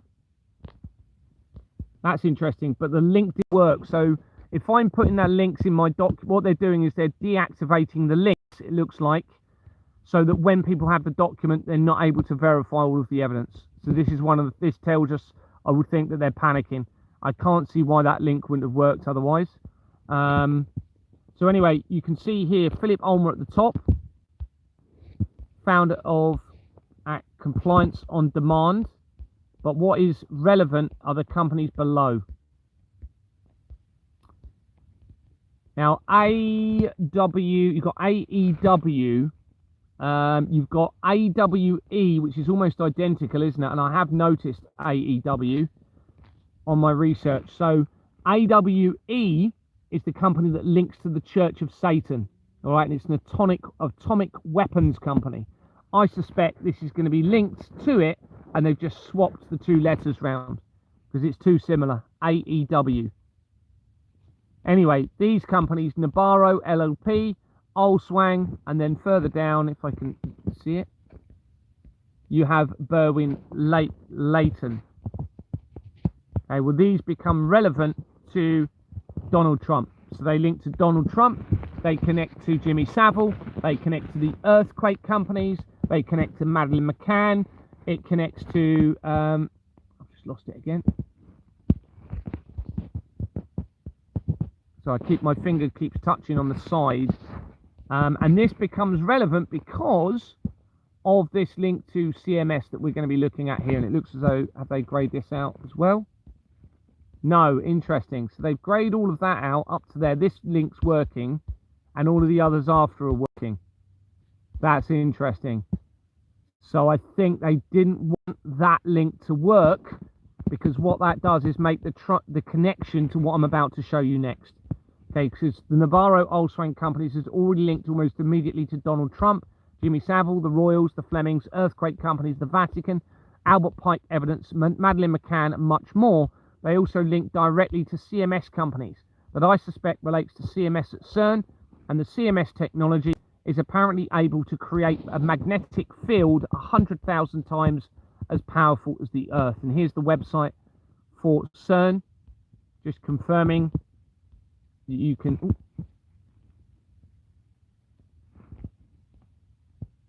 There you go. The CMS detector is built around a huge solenoid magnet. This takes the form of a cylindrical coil of superconducting cable that generates a field of Tesla around 100,000 times the magnetic field of the Earth. The field is confined by a steel yoke that forms the bulk of the detector's 14,000 tons. Now this becomes very relevant. This becomes very relevant now. So what they are concerned about is this connection, I believe. So now we have to seriously consider. Now there's two options. The first one is they've told people within the system that there's going to be an event and they're trying to get them to go into a tunnel system to protect themselves so they can bring a judgment against those individuals who are remaining silent to the blood of the children, and therefore get rid of those people and bring heaven on earth. That, I think, is going to be the most likely scenario with this. The second option is that there is going to be an event, but I don't think that's going to be the case because the evidence just doesn't fit it with the timing of the videos and all of the other stuff. But it's something I still have to consider, that there is going to be an event and they are trying to save themselves. But I'm pretty sure, based on everything that I've got in front of me and the evidence I'm going to be showing you, that they are setting up a judgment against those that are involved in the blood of the children in a tunnel system, trying to get them to go down there and potentially then flood that tunnel system. That's what I suspect is going to be happening. However, there is no harm in anybody on that date just preparing and being just mindful that gravity may be lost, just in case, and just make sure you hold on to something. It may not be enough holding on to something anyway if the event is going to be real. I don't think it is. I'm fairly confident, based on what I've got, that it is not a real event, but they are trying to tell people within the system that it is a real event so that they can bring about a judgment. That's what I suspect. Anyway, let's move forward. Referring back to the unusual format of the registered address for Project Anchor, spelling wrong. This is interesting now. Okay, Anchor. That is how you spell it, isn't it? Yeah, get mixed up there. Referring back to the unusual format of the registered address for Project Anchor Property Limited, on the evening of the 13th of July 2026, I was explaining this on a live stream and tried to show an example of how it was different, and randomly, for the first time ever, I typed 1 into the search of company's house to try and find some companies to be able to show the difference in the address. Never done that before. The first result was a company called 1. Global Control Limited. But I didn't really notice this at first and went straight to the address, and it was the same format as Project Anchor Property Limited. So there was me trying to show how different address is for Project Anchor Limited, and it was the same. It was blacked out. Let me just show you an example of it. So if I go into Project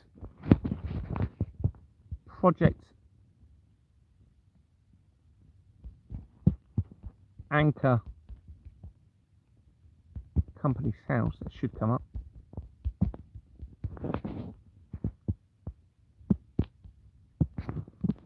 Okay, so I was trying to show, if you see here, all of the other fields are bold.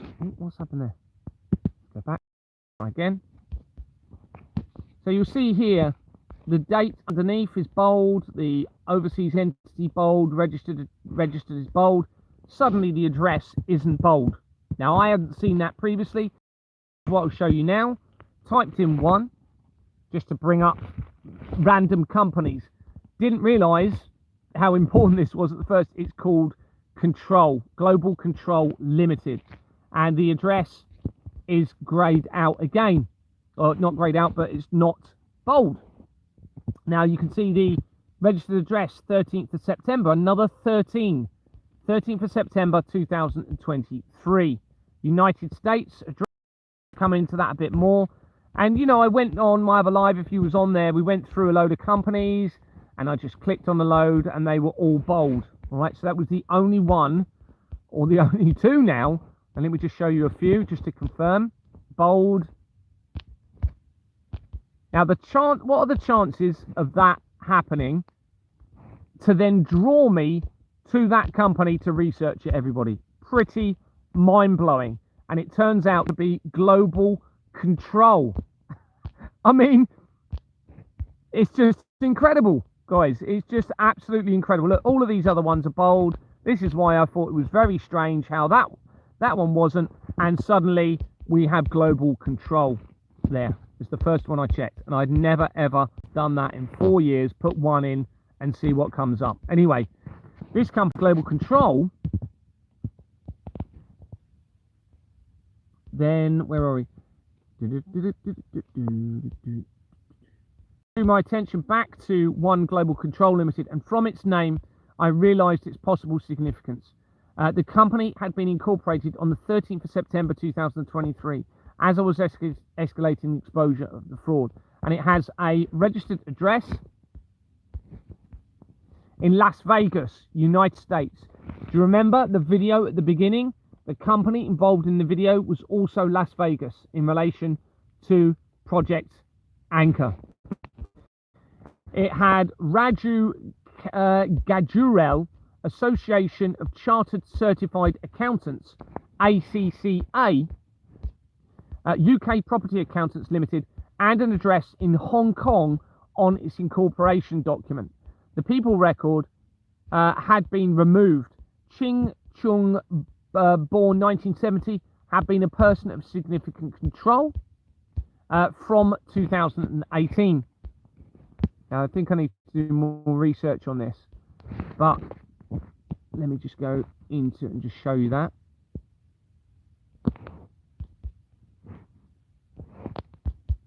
Because the other alternative is, I think there's one of 2 things going to be happening on this date. Either there is no event, they're not actually planning anything at all in relation to gravity, and they're trying to carry out a judgment day in the tunnel systems against those involved in vampirism. You know, at the end of the day, look, I've just got to get the evidence out there. Whether I end up saving people that I shouldn't be, I don't know. But I've just got to be completely about the truth, about the evidence. Nobody is helping me and facilitating me. So unfortunately, if I ruin their plan, I can't help that. All right, you know, I can't help that. They should have told me what was going on and got me involved in that if that's the case. The second option is they are planning a man-made, using this technology, a falsified rapture event. Okay, that's the second option. And then by doing so, it will obviously be a mockery to everybody. If it was really being created by humanity, where you feel you're being saved by Christ, and then suddenly the gravity comes back and you die and you fall to the earth, then that is the sort of thing they would do, satanic people would do. The third alternative, which I really don't think is the case, it is a natural, divine creator event, and it is the true rapture. I really don't think that's the case. Now, I believe 100% in a creator as well. This isn't a case of I don't believe in a creator. I believe in Christ. I believe I'm very likely the bloodline of Christ, and possibly even through the bloodline, the second coming of Christ, along with some other stuff that's going on. And I think by all of the evidence I've got, it looks as though I have the bloodline of Christ and the bloodline of Lucifer within me. There's so much evidence to that. I'll be a whole evening just going into that with you. Haven't got time because I need to focus on this for now. You know, it's not that I don't believe in Christ. Do I believe they would try to falsify a scriptural event as a mockery against Christ and those that believe in them? Absolutely. So I'm personally fairly confident, based on the evidence, it's going to be one of those two things. Now, the fact that they're not getting rid of me goes back to the first option. All right, if we had pure evil and they didn't want me to expose anything, and they were planning on an event against those that follow Christ as a mockery, they would have got rid of me, wouldn't they? Let's face it. They would have got rid of me a long time ago. I'm exposing with pictures, names, people. I'm doing police reports. I'm recording everything. If they're going to get rid of anyone on earth, it will be me. So there's either they can't get rid of me because of who I am. If I'm the bloodline of Christ and bloodline of Lucifer, then they feel that the karma will be too much on them. Or it's not about that, and it's the first option, and they're trying to set up a judgment, and through that judgment I then come forward potentially as the bloodline of Christ and help bring heaven on earth.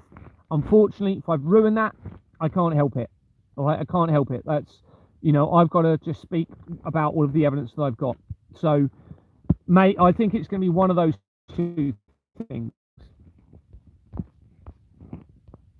Association of Chartered Certified Accountants, you can see on there, certified accountants, UK property accountants. Now, if I type in, I haven't done this, but let's have a little look, ACCA, that's going to come up with something huge, I would think. ACCA, here we've got ACCA Limited. There you go, not long after the World Trade Center disaster, ACCA Limited was incorporated, February 2002. Let's have a look on the incorporation document.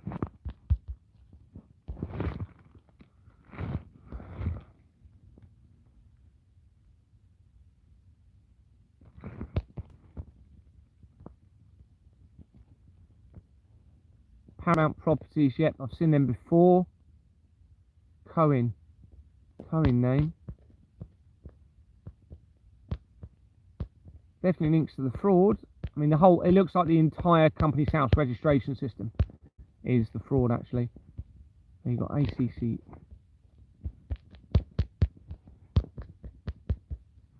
Nothing. Paramount Properties. Let's go into the people record. Nothing jumps out at the moment. 12 companies. Chicken. That tells you quite a lot. Bearing in mind what I'm saying about what's being put in the food chain. You remember the KFC. Yeah, here we go. Look, York Group. York's going to be massive, and it's going to be massive. The KFC advertisement where they pick up a person. Evolve Foods.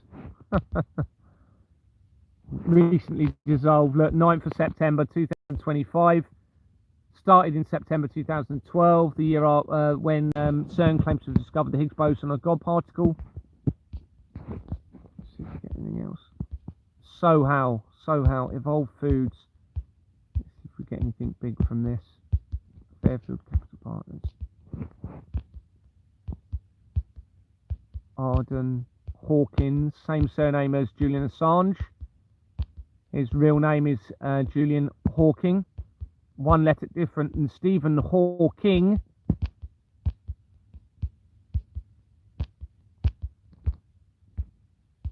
Sorry, I'm going off tangent a little bit. I'm going to put that in my document just because I've got it in front of me, so it's just easier to do it now.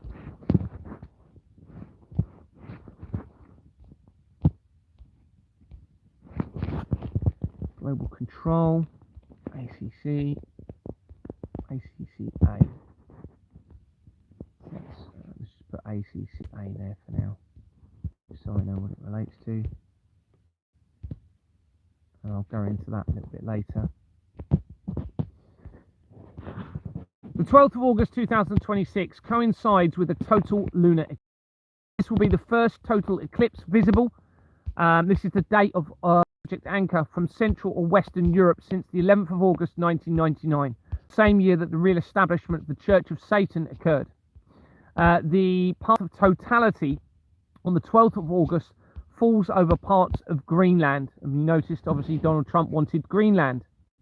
The very western tip of Iceland as well, and curves around northern Spain, ending on the Balearic Islands. The last total eclipse in the continental Europe occurred in March the 29th, 2006, the year that I moved to Dorset, and when the Da Vinci Code movie came out. It will be the first total solar eclipse that's visible in Iceland since 1954.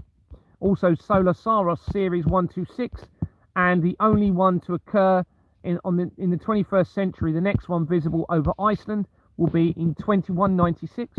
The last total solar eclipse in Spain happened on August the 30th, 1905, and followed a similar path across the country. The next total eclipse visible in Spain will happen in less than a year later, on the August the 2nd, 2027. On the same date in 1954, the UK Parliament, the House of Lords, this is when the solar eclipse last happened in that specific location, because this is the anniversary, the year that CERN was also founded, 1954, the year after Queen Elizabeth II was coronated. The House of the Lords held a notable debate on the television bill, paving the way for the introduction of commercial television in Britain, a possible plan for future distraction and misinformation. The television makes significant links to bloodstock trade in the research.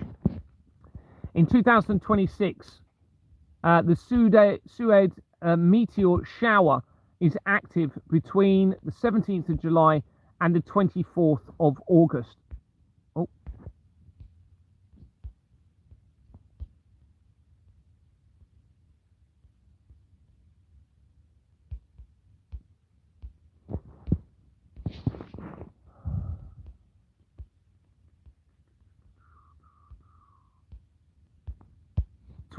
of August, with the number of meteors increasing every night until it reaches a peak in mid-August, after which it will fall off.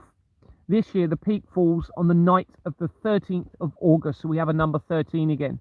Many bright, fast meteors will, with trains, will be seen. I believe that was going to say many fast with trains associated with the comet Swift-Tuttle. Now, I need to research Swift-Tuttle. Let me do that quickly now whilst I'm with you, just so you can see me doing a little bit of the research. If we go... Oh, there. Into this.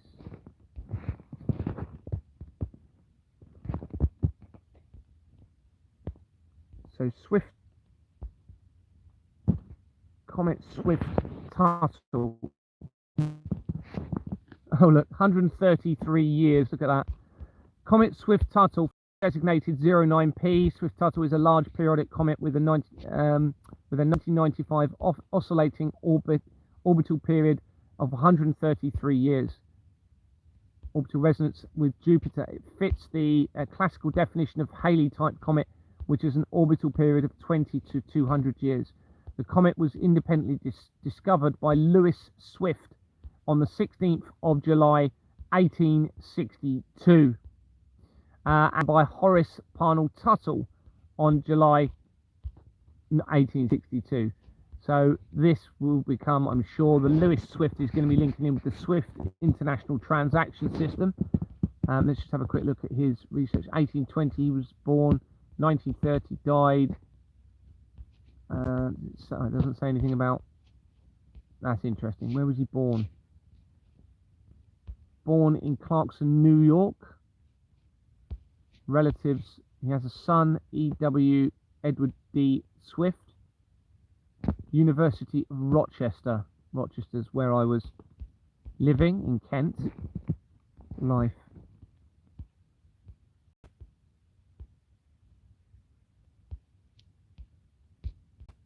Bankrupt. Married this was E.D. Swift. I'll do some research around that later, so I'm not spending time. So, referring back to the Project Anchor property. Project Anchor Property LLP, I believe it's called. Yeah, so I've missed the anchor off there.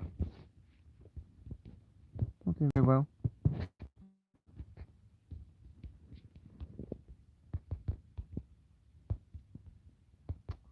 H in it as well, isn't it?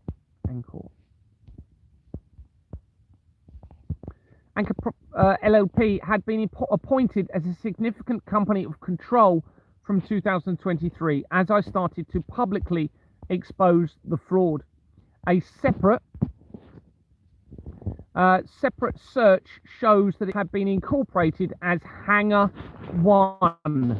This is really important. Hangar One Manchester Property LLP on the 9th of September 2022, the day after the Queen's apparent death, before its name was changed on the 10th of November 2023. So we're going to go into this. It's weird. So this is all greyed out as well now. Hangar One, everybody. We're going to see why that's important and what this could mean.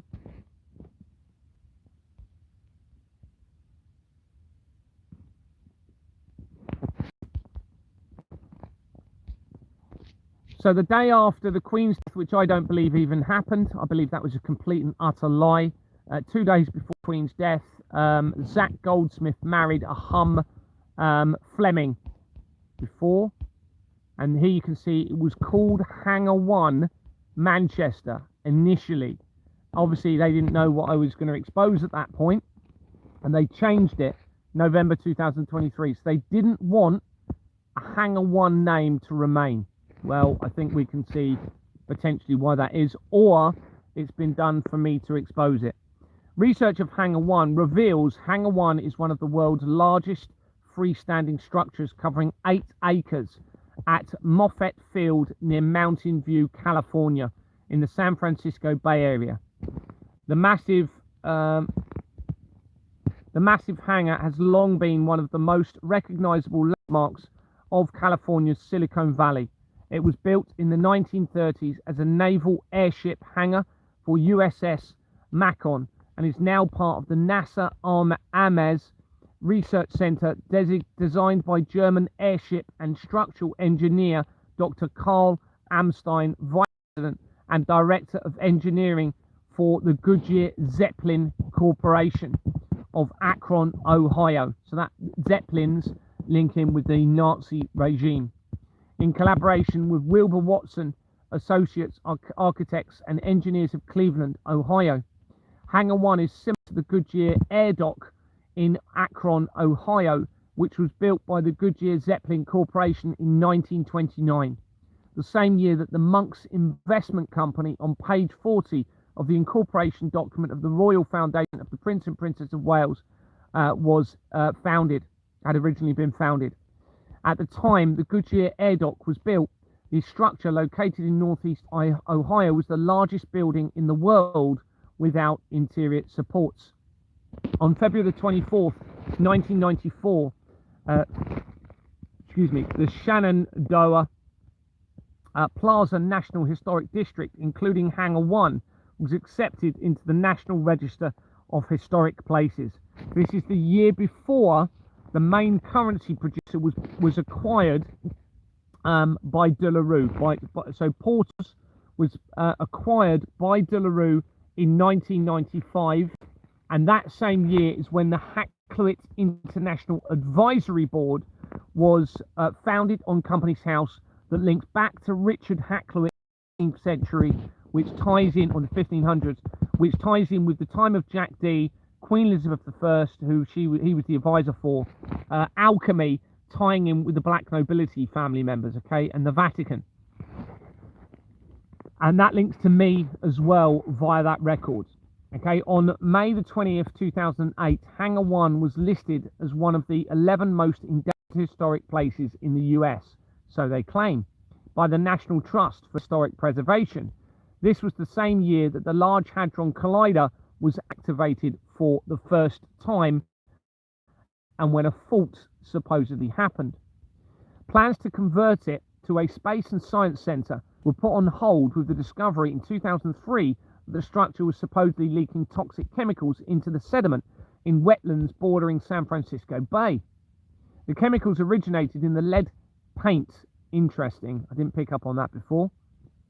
Okay, they banned lead paint, didn't they, previously in France in 1909, the same time as the Secret Intelligence Service was created, and in America in 1978, and in the United Kingdom in 1992, when Companies House started to produce an electronic register. The chemicals originated in the lead paint and toxic materials, including polychlorinated biphenyls, or however you pronounce that, used to coat the hangar. Proposed options included tearing down the hangar and reusing the land, or cleaning the toxic waste from the site and refurbing the hangar for future preservation. An offer to clean the hangar and coat its outside with solar panels to recoup the costs of cleaning was proposed by a private company, but the plan never saw fruition due to its cost.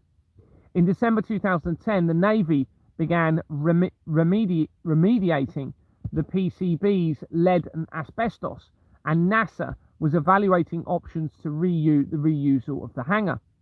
This was the month after CERN Limited had been incorporated on Companies House. There was an overwhelming desire from the local community for the hangar to be preserved as a historic landmark, as the hangar is a major Bay Area landmark and historic site. In April 2011, after months of planning and preparation, work to remove the exterior panels began, acquiring the biggest scaffolding job in the history of the West Coast. The work was completed in mid-2012. On the 4th of July that year, CERN announced that it discovered the God particle.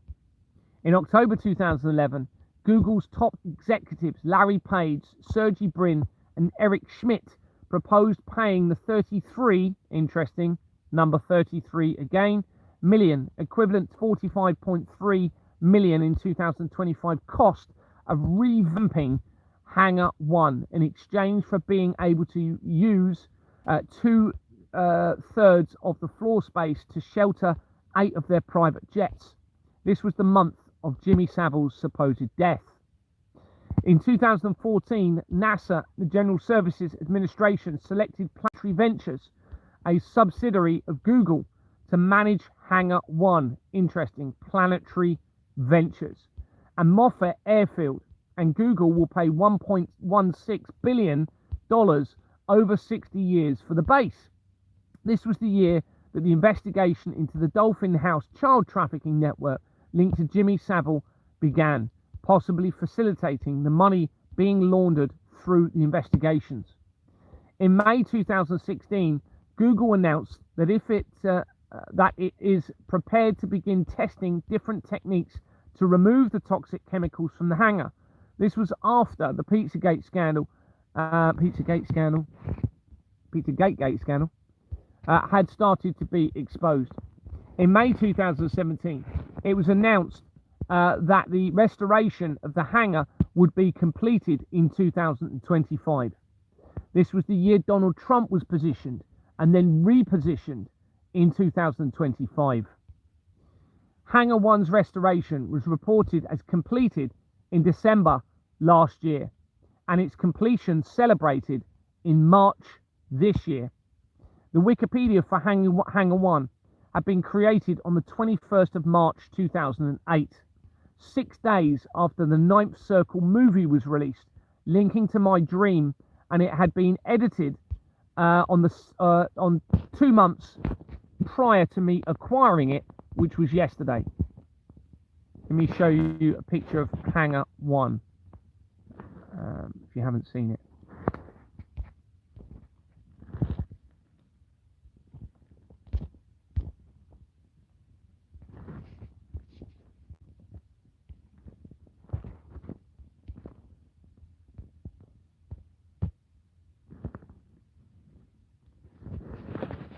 So this is the building that they are obviously doing something significant with in all of this.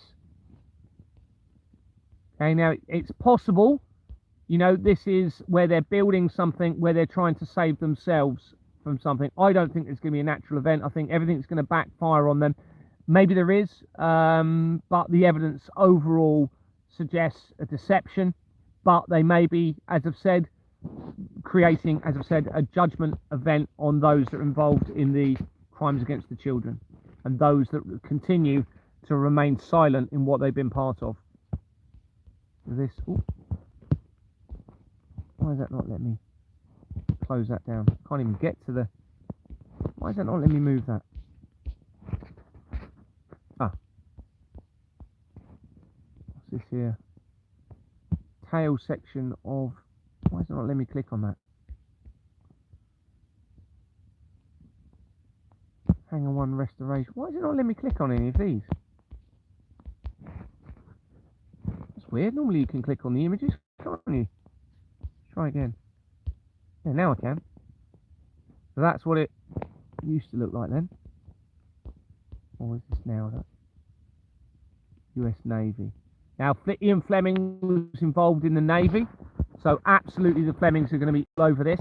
Well, they're involved in the blood of the children in a massive way. So it's, let's have a look at this coming in. This is a new, I haven't looked at this yet properly. I've just literally put the link here, ready to see it. So I've obviously started searching. Look at that, 3 6s in that link at the top there. Which have a Hangar 1 Aviations. Oh, there it is. What happened there then? Incorporated in 2021, not long before my birthday, after I moved into Exbourne Manor. What they could be trying to do, everybody, is escape the judgment that they know is coming through me. That's another thing to consider. All right, is these people know who I am. They know that there's a judgment coming through me or through this evidence, through the creator, you know, who I believe I'm being guided by, and they're trying to escape the judgment. That's also something that they could be trying to do. And notice the location, Hampshire. That's the location where Deborah Fleming was the NHS chief executive. Now, I did notice that previously, but let's go into what else we can get here. On the, did I look at the incorporation document? I can't remember. I only had a quick look. I haven't.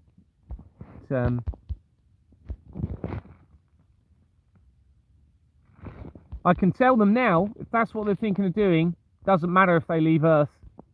All right, if they're trying to escape what they've been doing to the children and the blood, doesn't matter.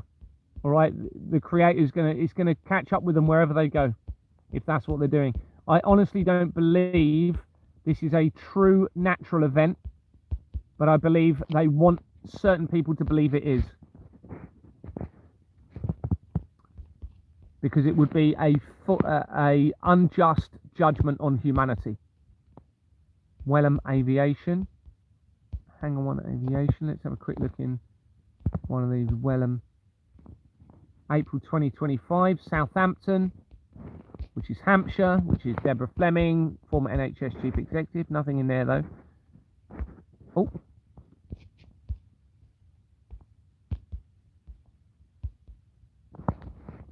Magaro. I wonder what that means. Mag-Aero. Okay, yeah, Aero.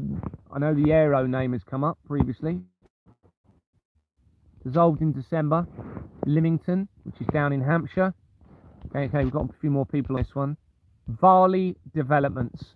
Do you remember the name I said about linking in with Jurassic Park earlier with the murder, or with the t-shirt of Jurassic Park? Okay, Varley, the same surname, everybody. Now, if we look at April 2025, let's go into this. Interesting, no surname Varley in the people record.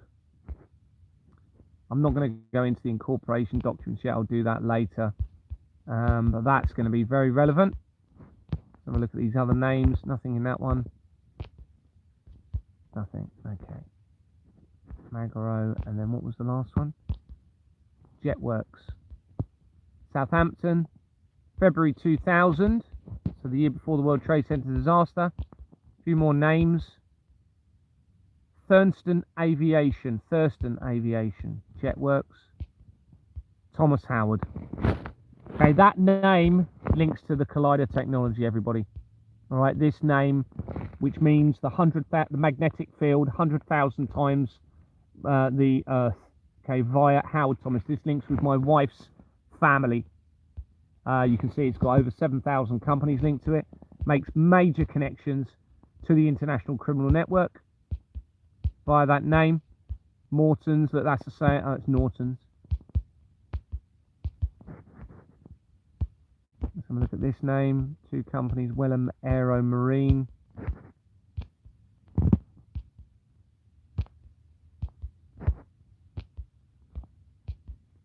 So my advice to all of you in this system, in the police, where you've been set up, all around this, being promised salvation, I think you need to seriously consider what you're doing and that you are being deceived in all of this. The evidence is pretty overwhelming as to what's going on in all of this. Anyway, that's something I can come to a bit later. Let's keep going with the evidence. Referring back to Project Anchor Property LLP, the one we were looking at a minute ago, which was on, remember, that was the company of significant control in Project Anchor Property Limited.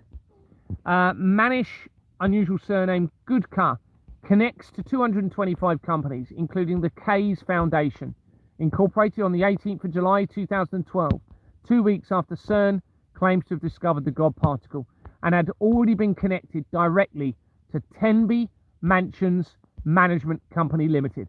Tenby is in South Wales. Okay, Tenby is where my nan and granddad was married, and it's the island off the coast of Tenby where there was the abuse against the children.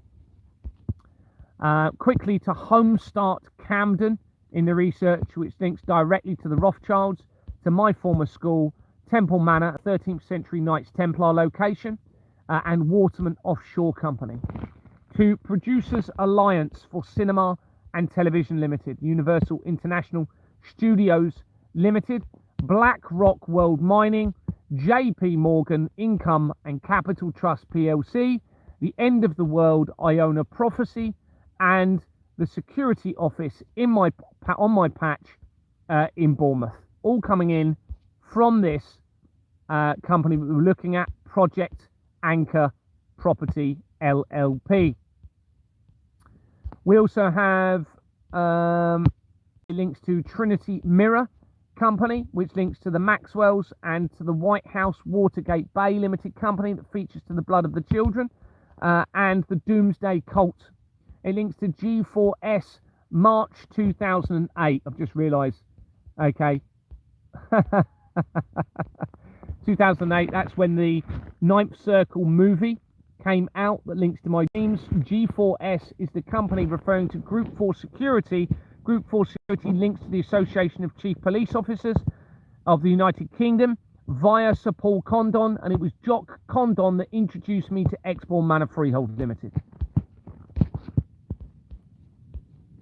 making reference to Group 4 security, linking to my introduction to Exborn Manor, as I said, to Stephen Knight. This is directly, and Peaky Blinders, Immortal Man, the new director of the James Bond movies, that also links to the research of Jeffrey Epstein's Butterfly Trust and a bloodline control through the American government, as shown in the research of Mark Steele, who, yes, that is the Mark Steele who was saying that the world was in danger from the cell towers.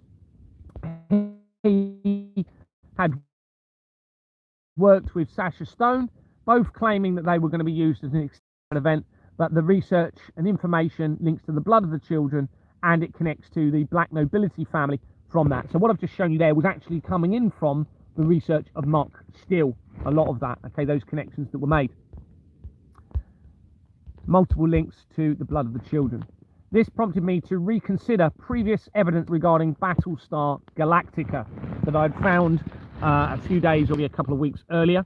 Research shows that Battlestar Galactica, science fiction media franchise created by Glenn A. Larson.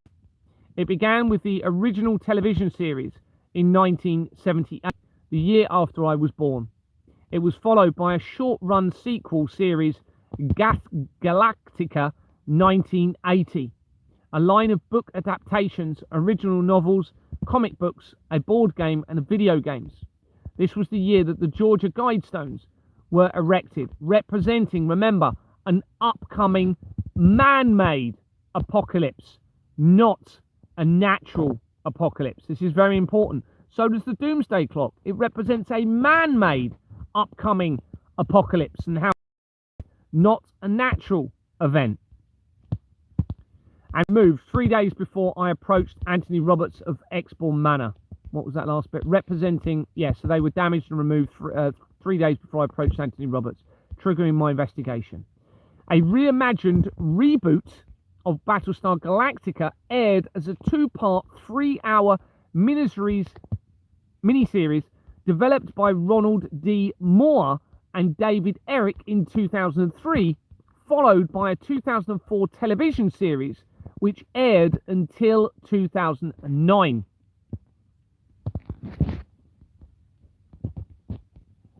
This was from the year of the 50th anniversary of CERN, 2004, to the year I became a director of Exborn Manor. The Royal Foundation of the Prince and Princess of Wales was incorporated and links to me, and the Alien Lizard series was rebooted in 2009 also. A prequel series, Caprica, aired in 2010. The year various Christchurch or ex-church Bloodline of Christ movements took place. I became 33 years old that year, which is the same year that Christ was crucified, and CERN Limited was incorporated on company. Glenn A. Larson, the creator and executive producer of Battlestar Galactica, claimed he had conceived of the Battlestar Galactica premise he called Adam's Ark during the late 1960s. The article doesn't explain why, let me get rid of that, why it was named Adam's Ark, but a further search reveals that Battlestar Galactica was originally titled Adam's Ark because the show's creator, Glenn A. Larson, conceived the concept as a spacefaring reinterpretation of the biblical story of Noah's Ark. The leader of the survivors, Commander Adama, essentially Adam, and remember, He-Man's name is also Prince Adam before he becomes He-Man, and He-Man links to me. It links to my former place of employment and also to the town where I was living, where I was living with my father in Rochester. Massive links into the religious establishments from there. Was to guide the remnants of humanity to safety in a massive refugee fleet. The title Adam's Ark directly highlights this core premise, humanity's genesis. Just as Adam and Eve began a new world, the survivors were starting over after their home worlds were destroyed. Theological themes. Larson, a devout member of the Church of Jesus, Christ of Latter-day Saints, in brackets Mormons, heavily influenced the show's mythology. The name Adam's Ark directly reflects the show's deep roots in creation and ancient theology. So this is all talking about Battlestar Galactica. Referring back to Battlestar Galactica specifically, as James E. Ford detailed in Battlestar Galactica, the Mormon Theology, a paper read at the Joint Conference of the American Culture and Popular Culture Associations in April 17, 1980, published as Theology in Primetime Science Fiction, Battlestar Galactica and Mormon Doctrine, Journal of Popular Culture. The series incorporated many themes from Mormon theology, such as marriage for time and eternity, a council of 12, a lost 13th tribe of humans, and a planet called Cabal, an anagram of Kolob. As Larson was a member of Church of Jesus Christ of the Latter-day Saints,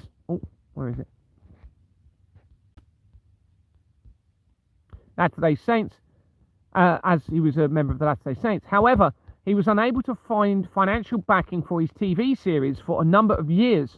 Battlestar Galactica was finally produced in the wake of the success of the 1977 film Star Wars, the year that I was born, A New Hope.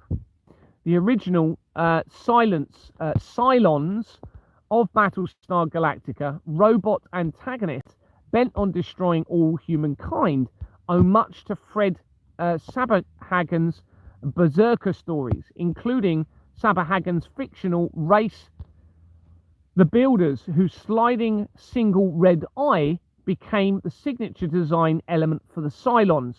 It was also integrated into the Knight Rider car called KITT. Research shows director Glenn Albert Larson was an American television producer, as we know, writer and composer. He created many series, including Alias Smith. Interesting, Alias Smith. Does that somehow relate to Mr. Smith in the Matrix movies, which makes reference to Christ?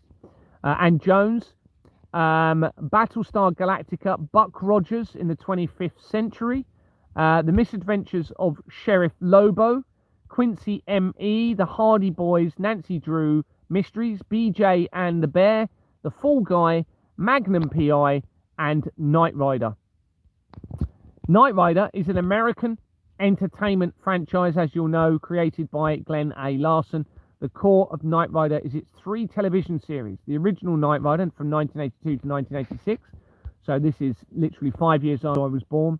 And sequel Team Knight from 1997 to 1998. And Knight Rider from 2008 to 2009. The franchise also includes 3 television films, a short-lived spin-off series, computer and video games, and novels, as well as NightCon, a Knight Rider convention. The name of the car is KITT, and KITT Peak National Observatory is linked to the Apocalypse Deception research surrounding the Apophis asteroid shown elsewhere. It was actually called the KITT Peak National Observatory. Prior to joining the police in 2000,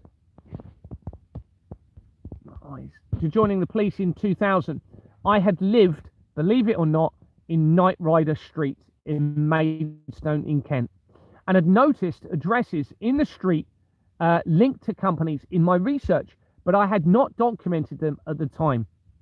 Company South shows that Knight Riders Properties Limited had been incorporated in 1989, the year that the World Wide Web was created for CERN. And remember, the World Wide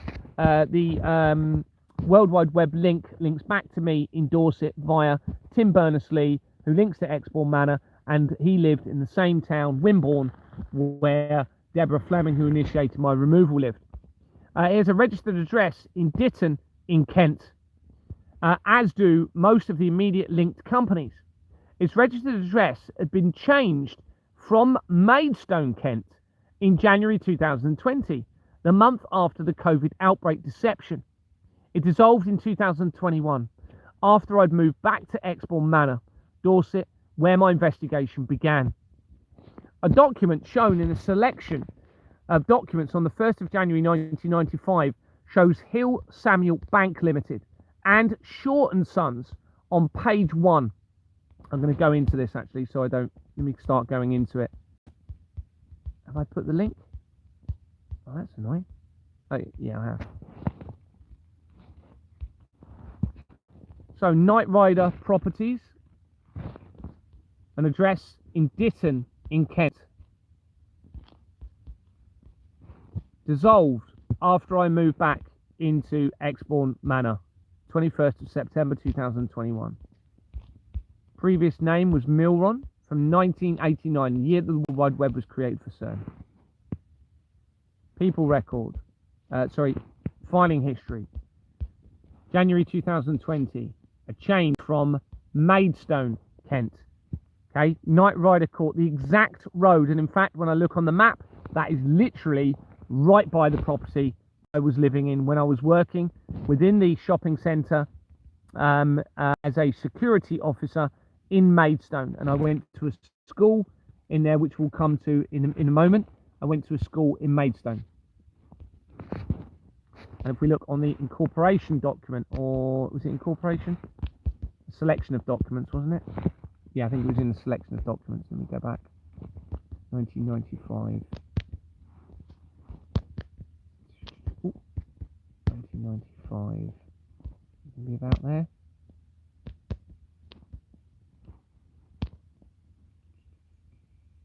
One more back. It's on the last page. Selection of documents.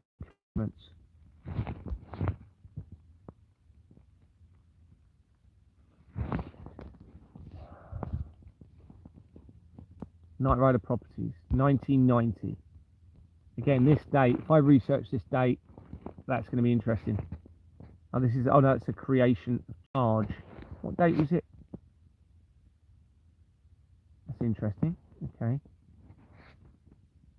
What date did we say it was incorporated?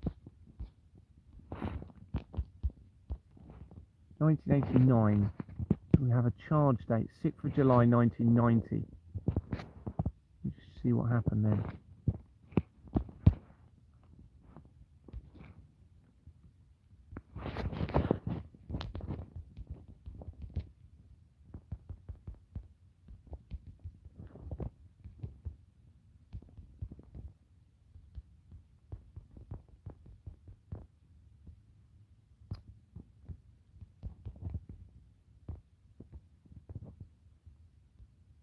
Was it 1990 or 1991?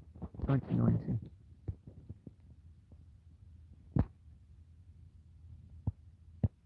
Hanna-Barbera's animated Jetsons, the movie, premiered on US theatres. In global news, ECOWAS leaders met at the Gambia to agree sending multinational peacekeeping forces to maneuver to intervene in the escalating First Liberian Civil War.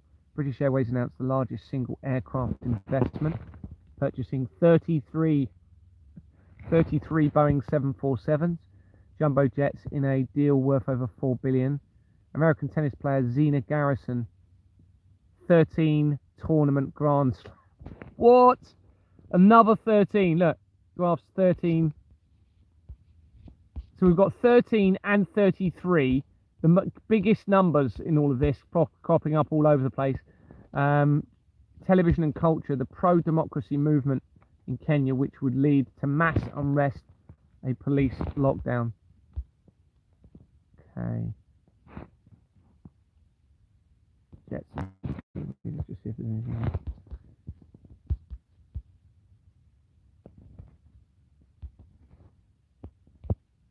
BBC News headlines. I'm going to have a break and just watch the headlines from this day, okay, just to give me a break from talking for a minute. This is from this date. Let's see what it says on this. NATO leaders have ended their summit by proposing a joint declaration of peace with the Warsaw Pact and by inviting Mr. Gorbachev to visit NATO headquarters. Moscow has welcomed the NATO declaration, calling it a step in the right direction. Now, business news, and British Airways is to buy 33 new Boeing 747 jumbo jets. And that brings their total order for the plane to well over 100. The deal is worth over £4 billion, British Airways' biggest single investment in aircraft.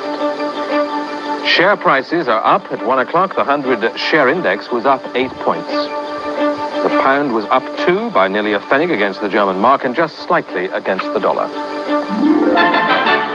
Now, cricket, and Graham Gooch has made his first century for England in 2 years in the third test at Edgbaston. But otherwise, this second morning belonged to New Zealand. They've taken 4 wickets, and at lunch, England were 283 for 5, with Gooch on 144. The Church of England will decide this weekend whether to ban hunting on its land. 16,000 people have signed a petition in support of the Synod motion, calling on the church commissioners to oppose all forms of... Wow, this is massive. That is massive. It didn't even say this in the summary. This is massive because the fox hunting ties to the crimes against the children. Cruelty to animals. Deer and foxes are hunted on many tenanted farms owned by the church, and in many parishes a ban would be deeply controversial. Hundreds of Exmoor deer are culled annually to keep the population down. The debate is about the method of killing. Some 80 die each year after being pursued by the Devon and Somerset hunt, often over church land. There are other methods to control, apart from putting animals to a great deal of stress and terrorizing them. This motion has upset a great deal of people, particularly in the country parishes. And in country parishes, farming and field sports are very much the fabric of their lives there. So it is offending a lot of people, who regularly support their parish and their parish priests. Protesters find it hard to pin down which church-owned fields are hunted on, but cross-referencing of modern maps with old church lists has confirmed some examples.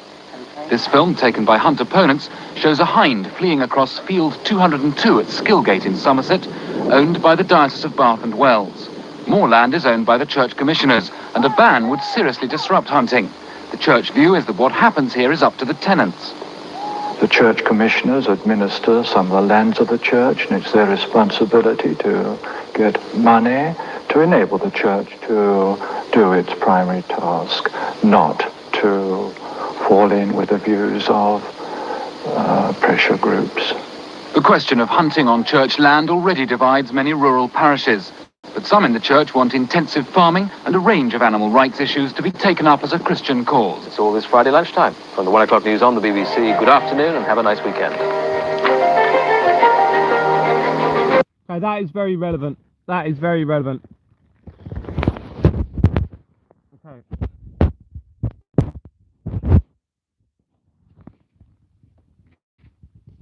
So I need to, how do I get that? I need to save that link. NATO leaders have ended their summit by proposing...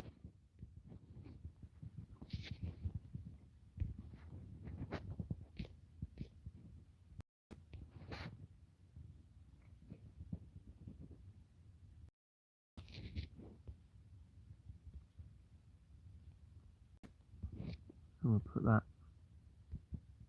in here. Actually, I'll put it here. Because the blood of the children ties massively in with the deception within Christianity, according to all of the research. So that's very, very important, because the fox hunting element is hugely connected into this as well, because of the bloodstock trade within the horse industry as well, enabling the trade of the blood of the children through that bloodstock trade, how that links in with the international drug trafficking network. This goes back a very long way, everybody. But fox hunting began, according to the research that I've seen, in York. And York is where what New York was named after. And obviously that's where significant events happened in 2001. So it all ties in. And who was born and was very significant in Yorkshire? Jimmy Savile. So I've got something in my teeth. So all very, very relevant. Still got something in my teeth. Anyway, referring back, I was going to show you Hill Samuel, which is on page 7. Oh yeah.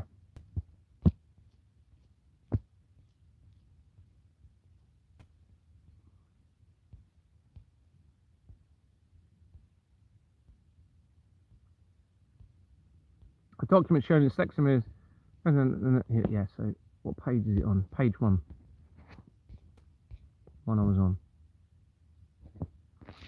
So that's interesting. So on the date of this charge notice for Knight Rider Properties was that video, but it also has Shaw and I mean, this is just unbelievable how this is all tying in. It's unbelievable the fact I've just looked at that video. So you've got Shaw and Sons, and you've also got Hill Samuel Bank Limited. Okay, if I go to my document, I'll just look at this evidence with you because it does become relevant. So if we go to in here, hopefully it loads up. Yeah. Hill Samuel Bank.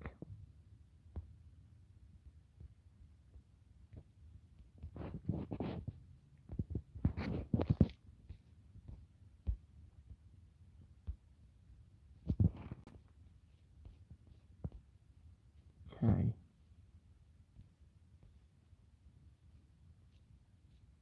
Before we get into that, we need to have a quick look at the Duke of Kent.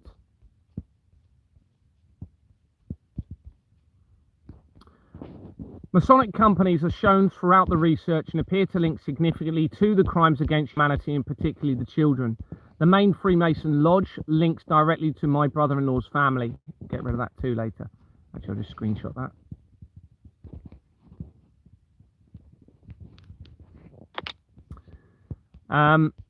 Brother-in-law's family and to other connections made to my families in Kent where I was born. Research shows that Prince Edward, Duke of Kent, Edward George Nicholas Paul Patrick, born in 1935, is a member of the British royal family. Where's that gone? Sorry, it just jumped.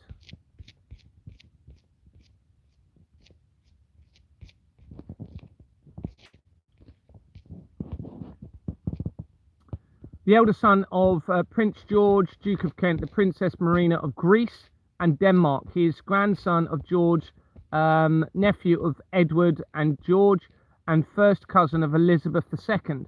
Edward's mother was also a first cousin of Princess Philip, Elizabeth's husband, making him both a second cousin and first cousin once removed to Charles III. He is 42nd in the line of succession to the British throne. In 2025, following the death of his wife, interesting, his wife died last year, Catherine, Duchess of Kent, supposedly died. I doubt it. Duchess of Kent, Edward became the oldest living member of the British royal family. Remember, he's the Duke of Kent, the county that I was born. Edward held the title of Duke of Kent for over 83 years. He inherited the right at the age of 6 in 1942, following his father's death in a plane crash. Edward carried out engagements on behalf of Elizabeth II and is involved with over 140 charitable organisations. He was president of the All England Lawn Tennis and Croquet Club, where my late father had a contract as a carpenter for almost 30 years and where I had also worked with my father prior to joining the police. Prince Edward had presented the trophies to the Wimbledon champion and runner-up and served as the United Kingdom's special representative for international trade and investment, retiring in 2001, the year of the World Trade Center disaster, which is clearly related to the company's house fraud. Whilst we're on the tennis subject, Virginia Wade, she was also the British #1 and at Wimbledon in, I believe, in 1977, the year that I was born.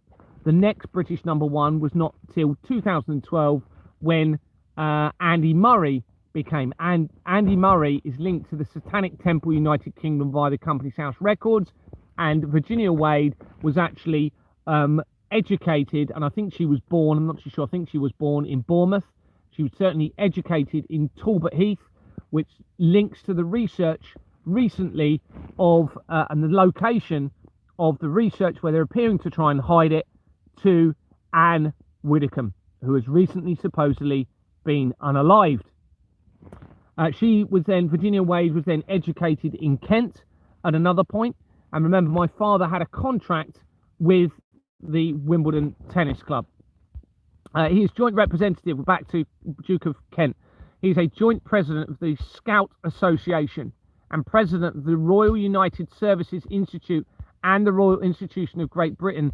And since 1967, Grand Master of the United Grand Lodge of England, massively linked into the fraud. Edward has been Chancellor of the University of Surrey since 1976.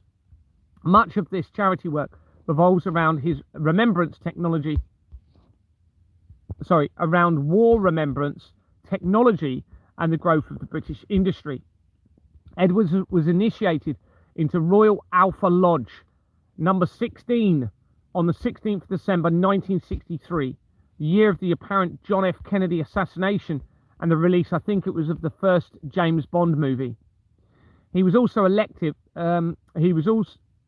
Was elected its worshipful master in 1965 and 1966.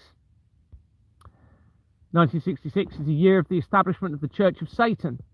Having been appointed Senior Grand Warden in 1966, he was elected Grand Master of the following year and was installed on the 14th of June 1967 during the United Grand Lodge of England's 250th anniversary. And then we've just had the 250th anniversary of the Declaration of Independence of America, I believe. He is the 10th and longest serving Grand Master of UGL, the governing body of Freemasonry in Wales. In December 2013, Edward celebrated 50 years. That's interesting, 2013. Okay, so 13 years between the Gravity event, 13 years, 26. So 213 to gain.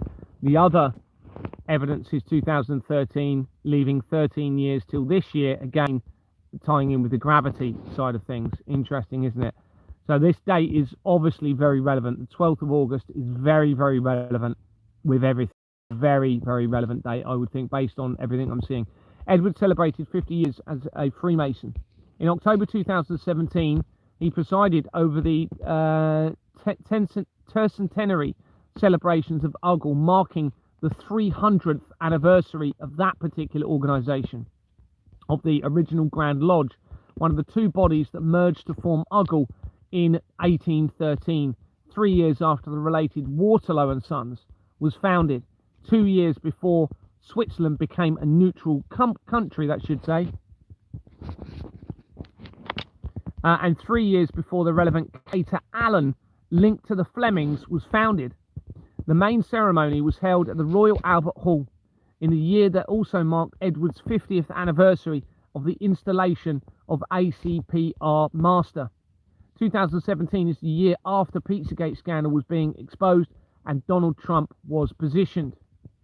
Prince Edward is shown as being the Grand Master of the Order of St. Michael and St. George, with Charles as its sovereign, and the badge appears to depict George Floyd's death, with a white man having wings and stood on the neck of a chained black man on the ground, a very significant symbol of the apparent evil behind the royals and the criminal network, and in place. I should say in place. Let me just get that up, so if you haven't seen that, you need to be aware of that. So let me just copy that. You need to see this, because this just absolutely blew me away when I saw it. Because this really visually represent the evil that appears to be in control of our world. I don't think it's obviously can't all be evil, otherwise I don't think I'd be here. I don't think I represent evil. Certainly doesn't appear to be the case, but I do believe I had that potential. If I have the bloodline of Lucifer within me, then I have the potential to cause problems if that's the case. Remember, the Albert Pike letter talks about bringing about the light of Lucifer to the world in this.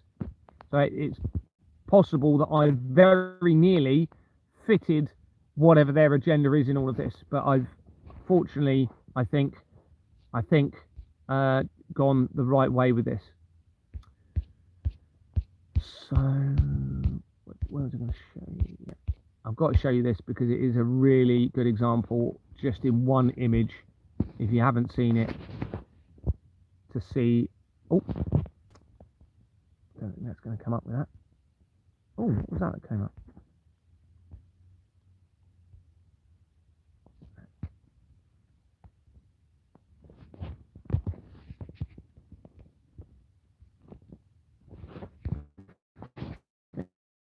This will come up with the badge. Images. This is where they...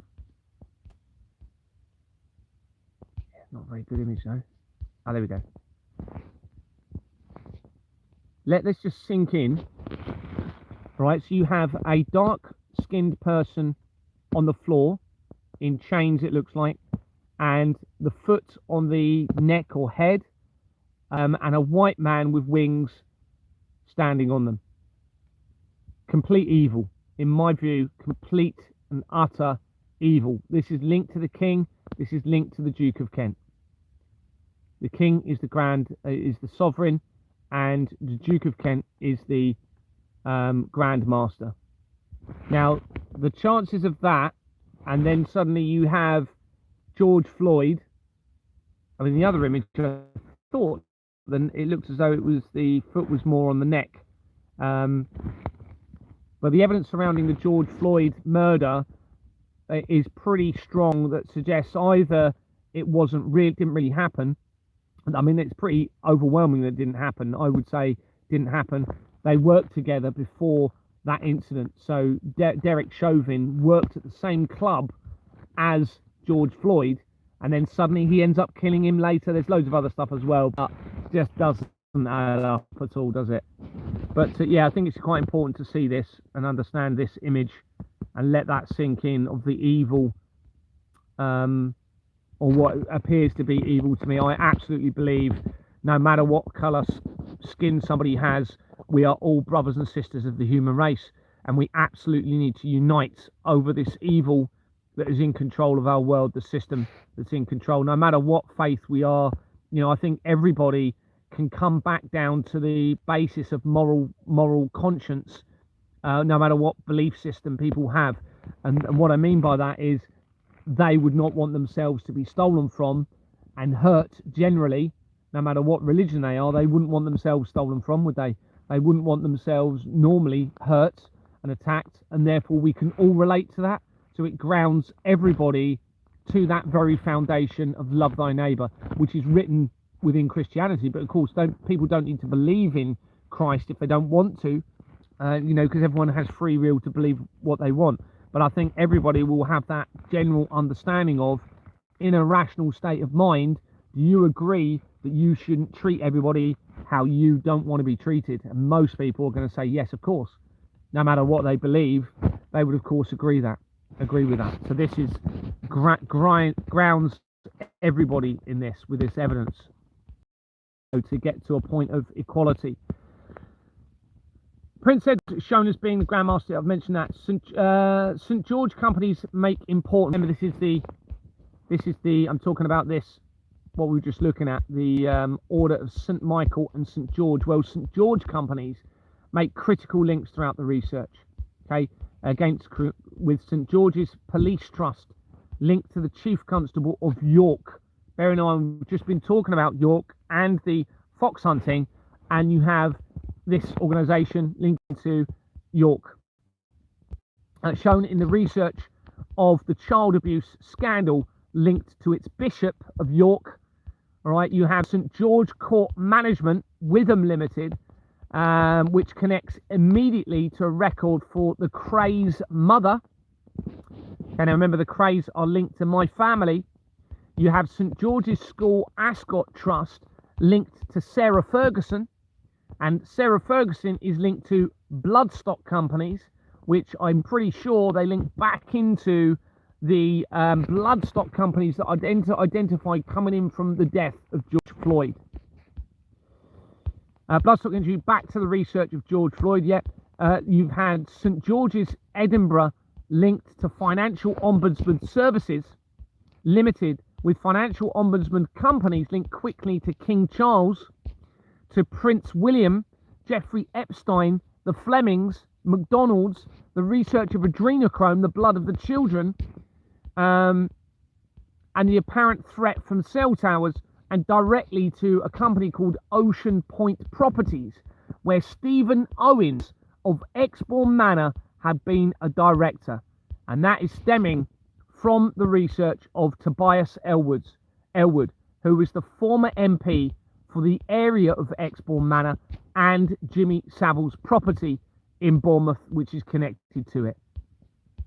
They also link to my wife's family and to the Honourable Society of the Knights of the Round Table that links back to my former school and a Knights Templar 13th century location called Temple Manor. You've also got St George's Foundation, which had been incorporated in 2006 when I moved to Kent, and linking to my ring in the research of the Corpus Clock and Heathrow Airport as shown elsewhere. And if you look at Heathrow Airport from above, the building in the 1950s, it's in the shape of the star of, it looks, I can't remember what the, is it a hexagram? Can't remember. 5-star, and that the whole building, if you go and type in Gatwick Air, was it Heathrow or Gatwick? Heathrow plan view in the 1950s, it looks like a star. Okay. A company's house search shows that Prince Edward is connected to 2 companies, including Balfour Beatty PLC, that have been incorporated as BICC Public Limited Company. Need to get rid of that double. There's a reason I've gone on to this, everyone, but I've had to show you how it flows into Knight Ridder Properties, all right, coming from this important area. Incorporated BICC Public Limited Company in 1945, and it has a forged register. This makes important connections to the Rothschilds, the Balfour Declaration of 1917, and the fomentation of Israel, and appearing to link to satanic cults regarding the Albert Pike letter to Mazzini to bring about the light of Lucifer in a 3 World War deception against humanity, as shown elsewhere. Lots of spellings. It also, I haven't mentioned it here, but Balfour Beatty PLC connects directly to an Egypt company, which is critical, that was founded in 1888, and how that becomes relevant to myself and Contact A in Australia. Research shows that BICC likely refers to the British International College of Cairo, and is a preschool, primary school, and secondary school based in the 5th district in New Cairo in Egypt. Here's just have a quick look at the Wikipedia for it. Oh my goodness, there's so much evidence. There you go, you can see BICC. Well, that is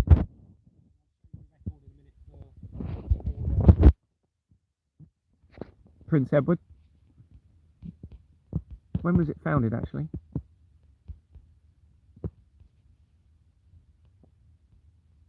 In 2024, it was awarded the first place in Egypt for the film Thrift to Uplift at the British Council Your World Video Competition Award Ceremony. Interesting.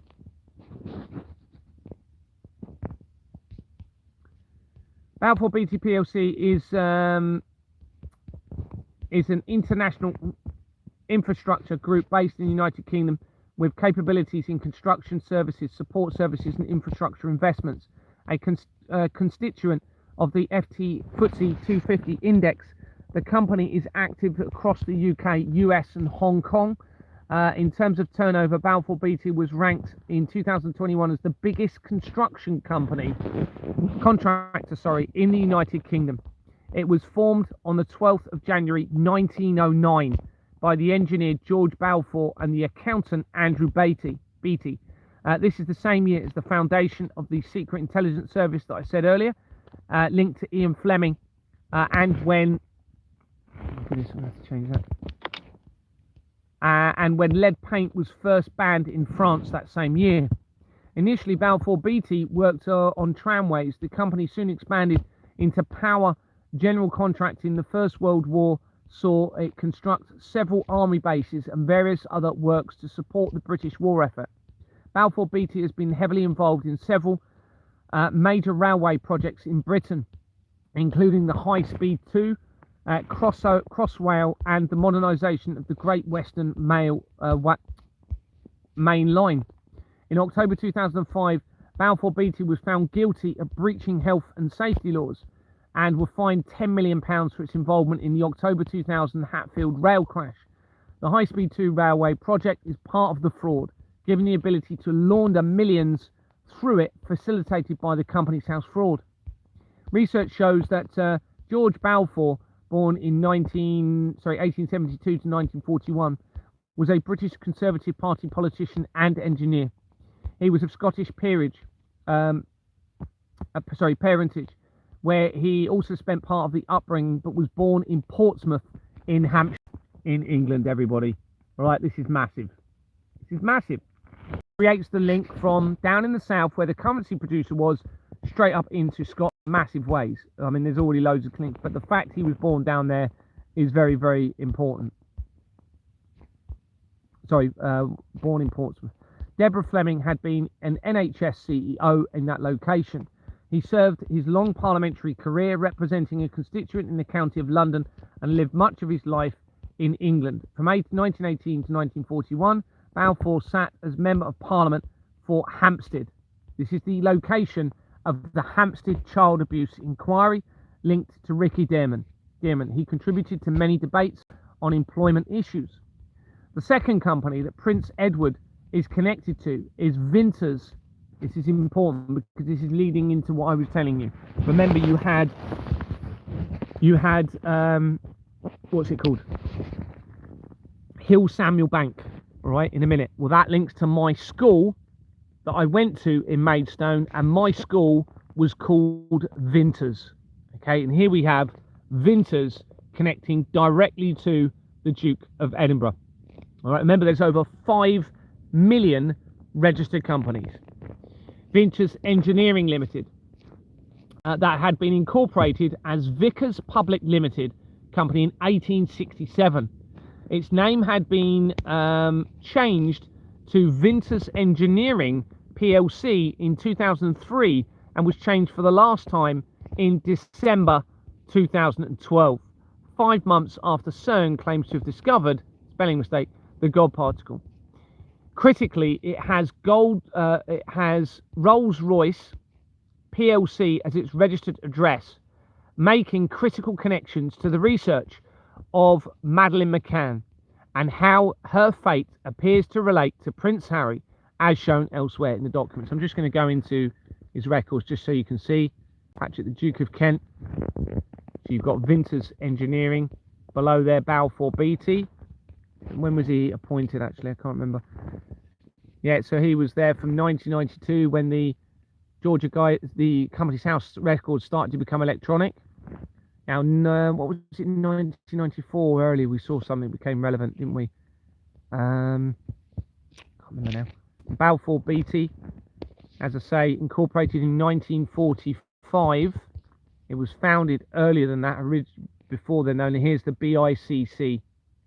You can see, but you've also got a name here, but this gives the ability for them, you see, to launder the money through different organizations. So I suspect it's going to make a link into Egypt, because and it's linked to Canary Wharf.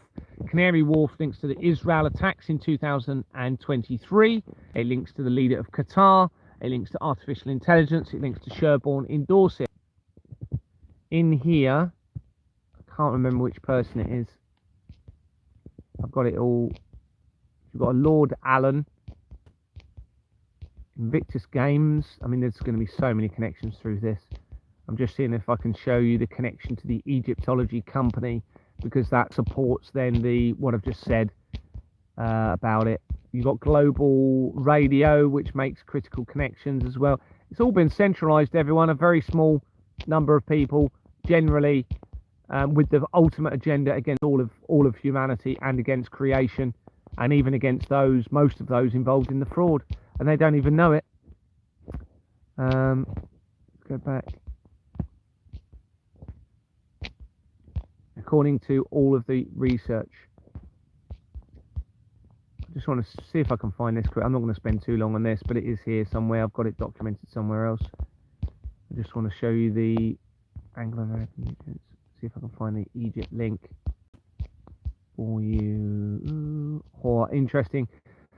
So Hor is the oldest private banking company. It was started in 17 something. It's the oldest existing private English bank, and it links to the horse bloodstock trade. All right, so the owner or the founder's father was a horse trader, which links back in with the bloodstock trade and the blood again. You see all these railway companies, high speed rail group. We've already mentioned that. Links to the Duke of Kent.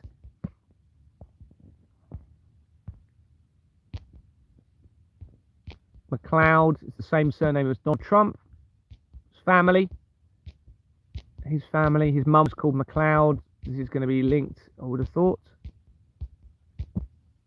I'm not going to spend too much time on this, but there is, if you go trawling, you'll find that there is the Egypt company, which is so critical. And that also then connects to a record for a surname of Trump coming in from the research of the Doomsday Cult, linking into Julian Assange, and it also ties into Tommy Robinson. And you have a link back into this Egypt company that is somewhere within this company. It might be one of those people that had loads of companies, and I just haven't gone into it enough. BICC.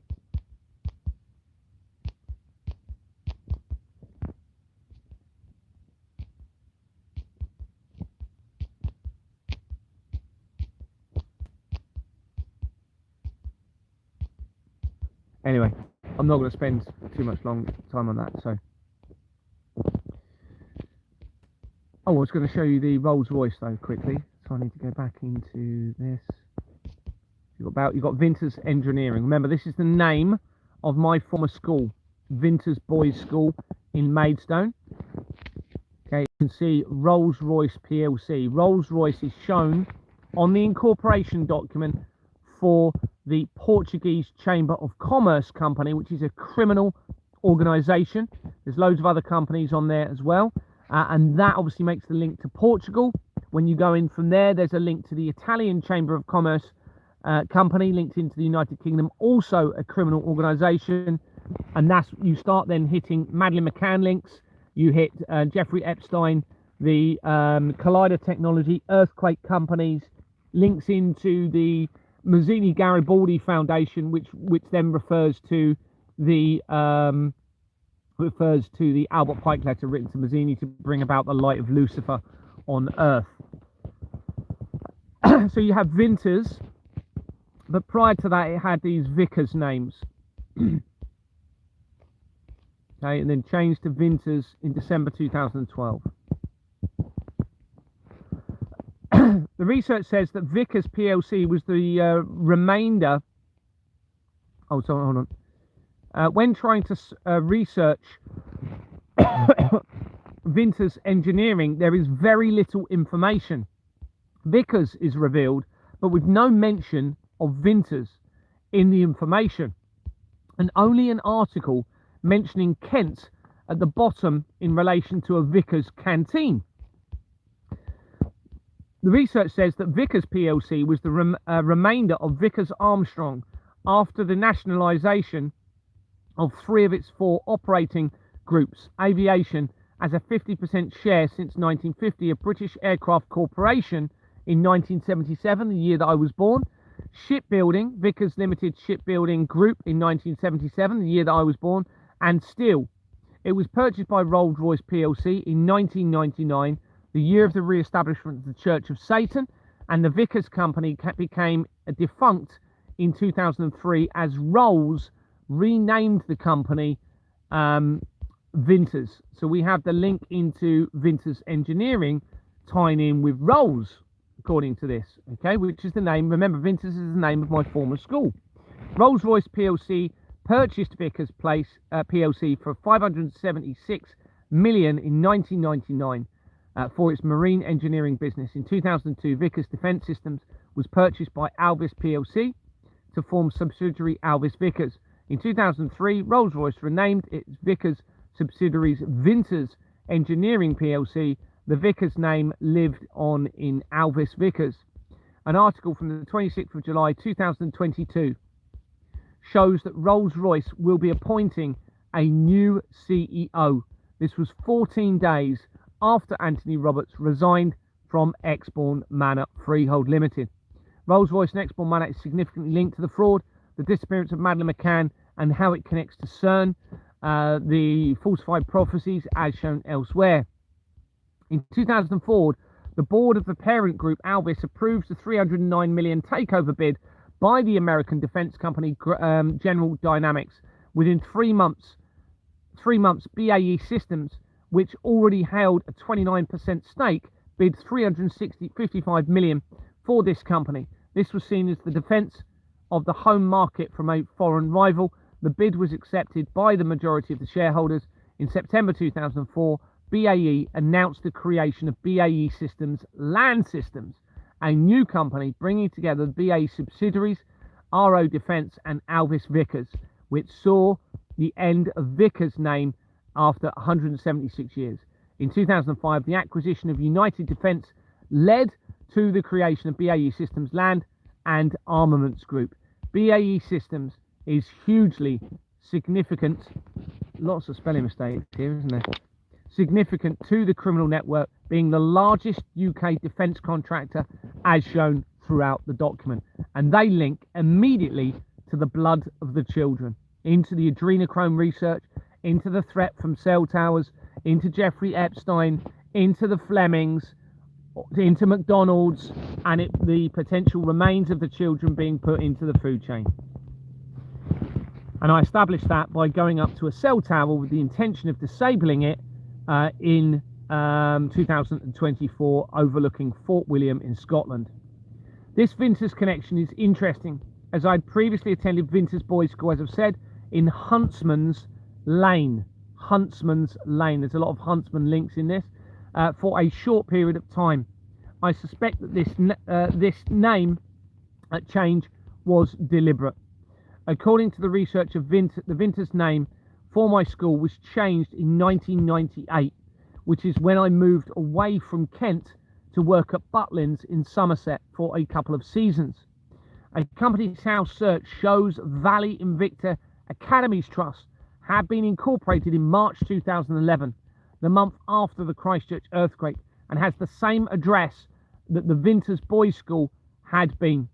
It has Schofield Sweeney on its incorporation document, connecting to the research of Amber Rudd, shown in the research of the London Bridge terrorist attacks. We go into company Valley Invicta, Huntsman's Lane, Maidstone. This is the name of the school now that it changed to in 1998 when I moved away. It changed its name to Invicta Grammar School.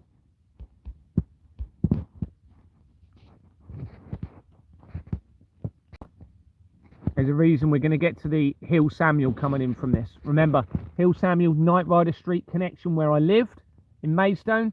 Hill Samuel links school where I lived. That links into my dream. That then links to the He-Man connection from my school. It makes links into major other connections to the air ambulance, for example, company that had already featured throughout the fraud, tying in with my dream, linking into my families, linking into McDonald's, and to the control panel of the Large Hadron Collider. Schofield Sweeney LLP had been incorporated in November 2002. So Schofield Sweeney is on it might be in the People record as well. It'd just be easier to show you that. Oh, there you go, straight away. Schofield Sweeney. Schofield Sweeney LLP had been incorporated in November 2002 and has addresses of Yorkshire and Lancashire, spelling mistake again, on its incorporation document, both significantly relevant areas to the research. Martin Nicholas Sweeney connects Schofield Sweeney to 17 companies, including West and North Yorkshire Chamber of Commerce, with Chamber of Commerce companies being centralised to the fraud. Sweeney also connects to DLA Piper's companies that are linked to Phil Fisher, the BBC, the Royals, the De Reyes, the Vatican, Sweeney Todd, vampirism, and apparent crimes against children as shown elsewhere.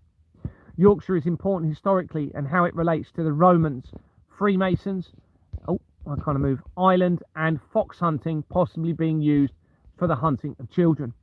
Andrew Ian Gilchrist is in the People record of Schofield Sweeney, and a separate search reveals a duplicate record connected to Air Partnership Partners LLP, where they had been appointed on the 13th of August 2007 days before Exbourne Manor Freehold Limited was incorporated when my investigation began, and they resigned in December 2024 as I continued the exposure. The company had been incorporated as Lupton Fawcett in 2005 before its name was changed for the only time in October 2025, after I was released from my unlawful imprisonment as the exposure continued. It has a registered address in Leeds where Jimmy Savile was prominent, and Lupton Fawcett's list is in its incorporation document. Diane Claire Spittle is in the People Record, connecting Air Partners to 10 companies, including United Nations, International Service and important York companies. Spittle had already featured in the research stemming from my wife's former employer, 3.5 hours away in Dorset, linked to Treasure Island's Kids Limited Liability Partnership and Virgin Foundation companies, and more recently to the research of a child abuse scandal regarding Stephen Cottrell, the Archbishop of York, as shown elsewhere. So this is coming in from my school that I went to, United Nations, everybody, right? There is an international collaborative deception with me at the center of all of this. Whichever way we come in, I'm at the center of all of this, everybody. All right, it's huge from every single angle you come in. Now, if referring back to Schofield Sweeney LLP, Adam Robert Haste is in the People Record and connects to Evershed Sutherland. So this is in the Schofield Sweeney LLP, making further connections to the centralised criminal legal system and police organisations as shown elsewhere. Dorian Peters connects Schofield Sweeney to Irwin Mitchell, making further links back into vampirism. David John Arundel connects Schofield to Clarion Solicitors Limited and Clarion Law LLP, leading to various other Clarion companies, and Clarion Housing Group is the largest housing association in the United Kingdom and appears to be a criminal company and making major connections to the criminal network for other areas of the research, including from Kenneth Noy, who was convicted of the M25 murder, and his link to the Freemasons as shown elsewhere. Referring back to my school, Valley Invicta Academies Trust, Edward John Llewellyn Lloyd is in the People Record and connects to 14 companies, including Hill Samuel Bank Limited. So I'm going to go into that and just show you that bit. So we're within the school and we want to look at, what's the name?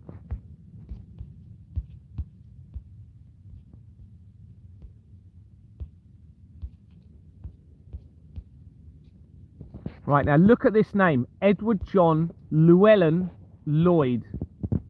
Okay, we're going to come to why that's relevant.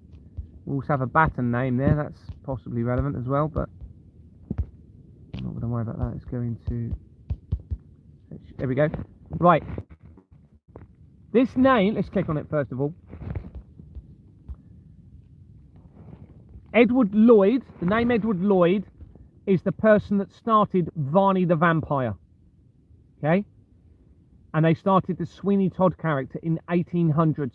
And there is a marriage between a Fleming and an Edward Lloyd that is connected into this. This goes back to my dream of 1333, which links to the Flemings and a location of Berwick, which is where a lord or baron or something of Berwick, I can't remember, connects to the link to the Edward Lloyd and Fleming marriage.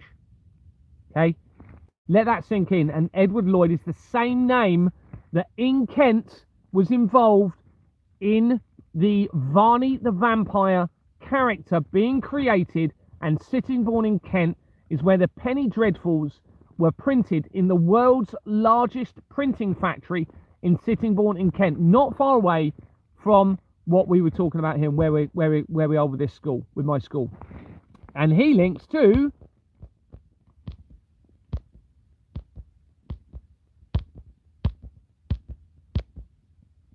interesting Noble Group. I'll go and have a look in there in a minute. See, I'm probably going to see something else here now that I've been... Hill Samuel Bank, everybody. That was coming in, remember, from Knight Rider. The Knight Rider connection to where I was living later in my life. I remember this is later in my life. So they are following me through my life, everybody. Most people around me have been actors, have been involved in this. My friends, most of my family are involved in this. Clearly know something about me. Very, very clear. And this is why it's obvious that the movie, The Truman Show, was about me. And I don't say that lightly. You've got the Rothschilds was a co-director for that. The Rothschild links immediately to me, everybody. All right, and you have this star fall from the sky representing a star, Sirius. Okay, well, that's going to become more relevant as we go forward in the evidence. You'll know why that supports that I am who I am, what that movie was depicting, or who that movie was depicting. Now you can see here it dissolved after I was exposing everything. See the March 2025. This is Hillbank, and it's an old company. It's not a case of only been around a couple of years, wasn't doing very well, and they closed it. This has been around for nearly 100 years, or getting on to 100 years. Okay, so that is the same company that we were looking at. So that's why, now that goes into a load of other stuff. You then find, I'll just show you this. Actually, I will show you this quickly, because this is, you know, remember I told you Robbie Williams connects straight to me via Ingenious Film Partners 2.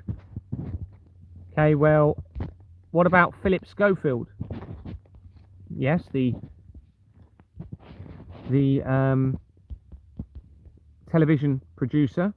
Remember, my dad worked at the television BBC studios, and I worked with him there quite a few times. I remember getting into a lift, and there was Vic Reeves got into the lift with us when we were working there doing carpentry work. Philip Schofield.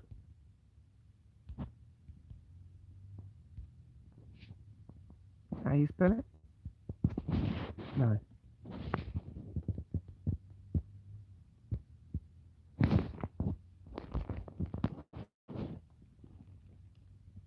It's not coming up. Why is that not coming up? Oh, is it 2 L's? Would it be 2 L's in his name? Yeah. Okay, so obviously you'll all be aware of the scandal regarding Philip Schofield, I would think, but we'll just go. Quit ITV after admitting he had an affair with his younger male TV employee and lied to cover it up. The ex this morning host said the relationship with his junior colleague was unwise but not illegal, and this was what date? May 2023. So this is as I'm starting to publicize the international government fraud.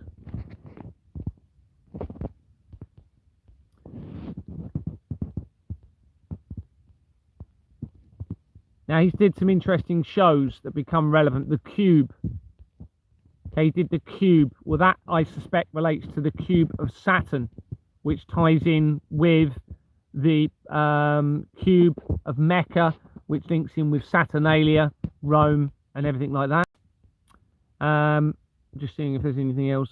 I've already mentioned that. He was an ambassador.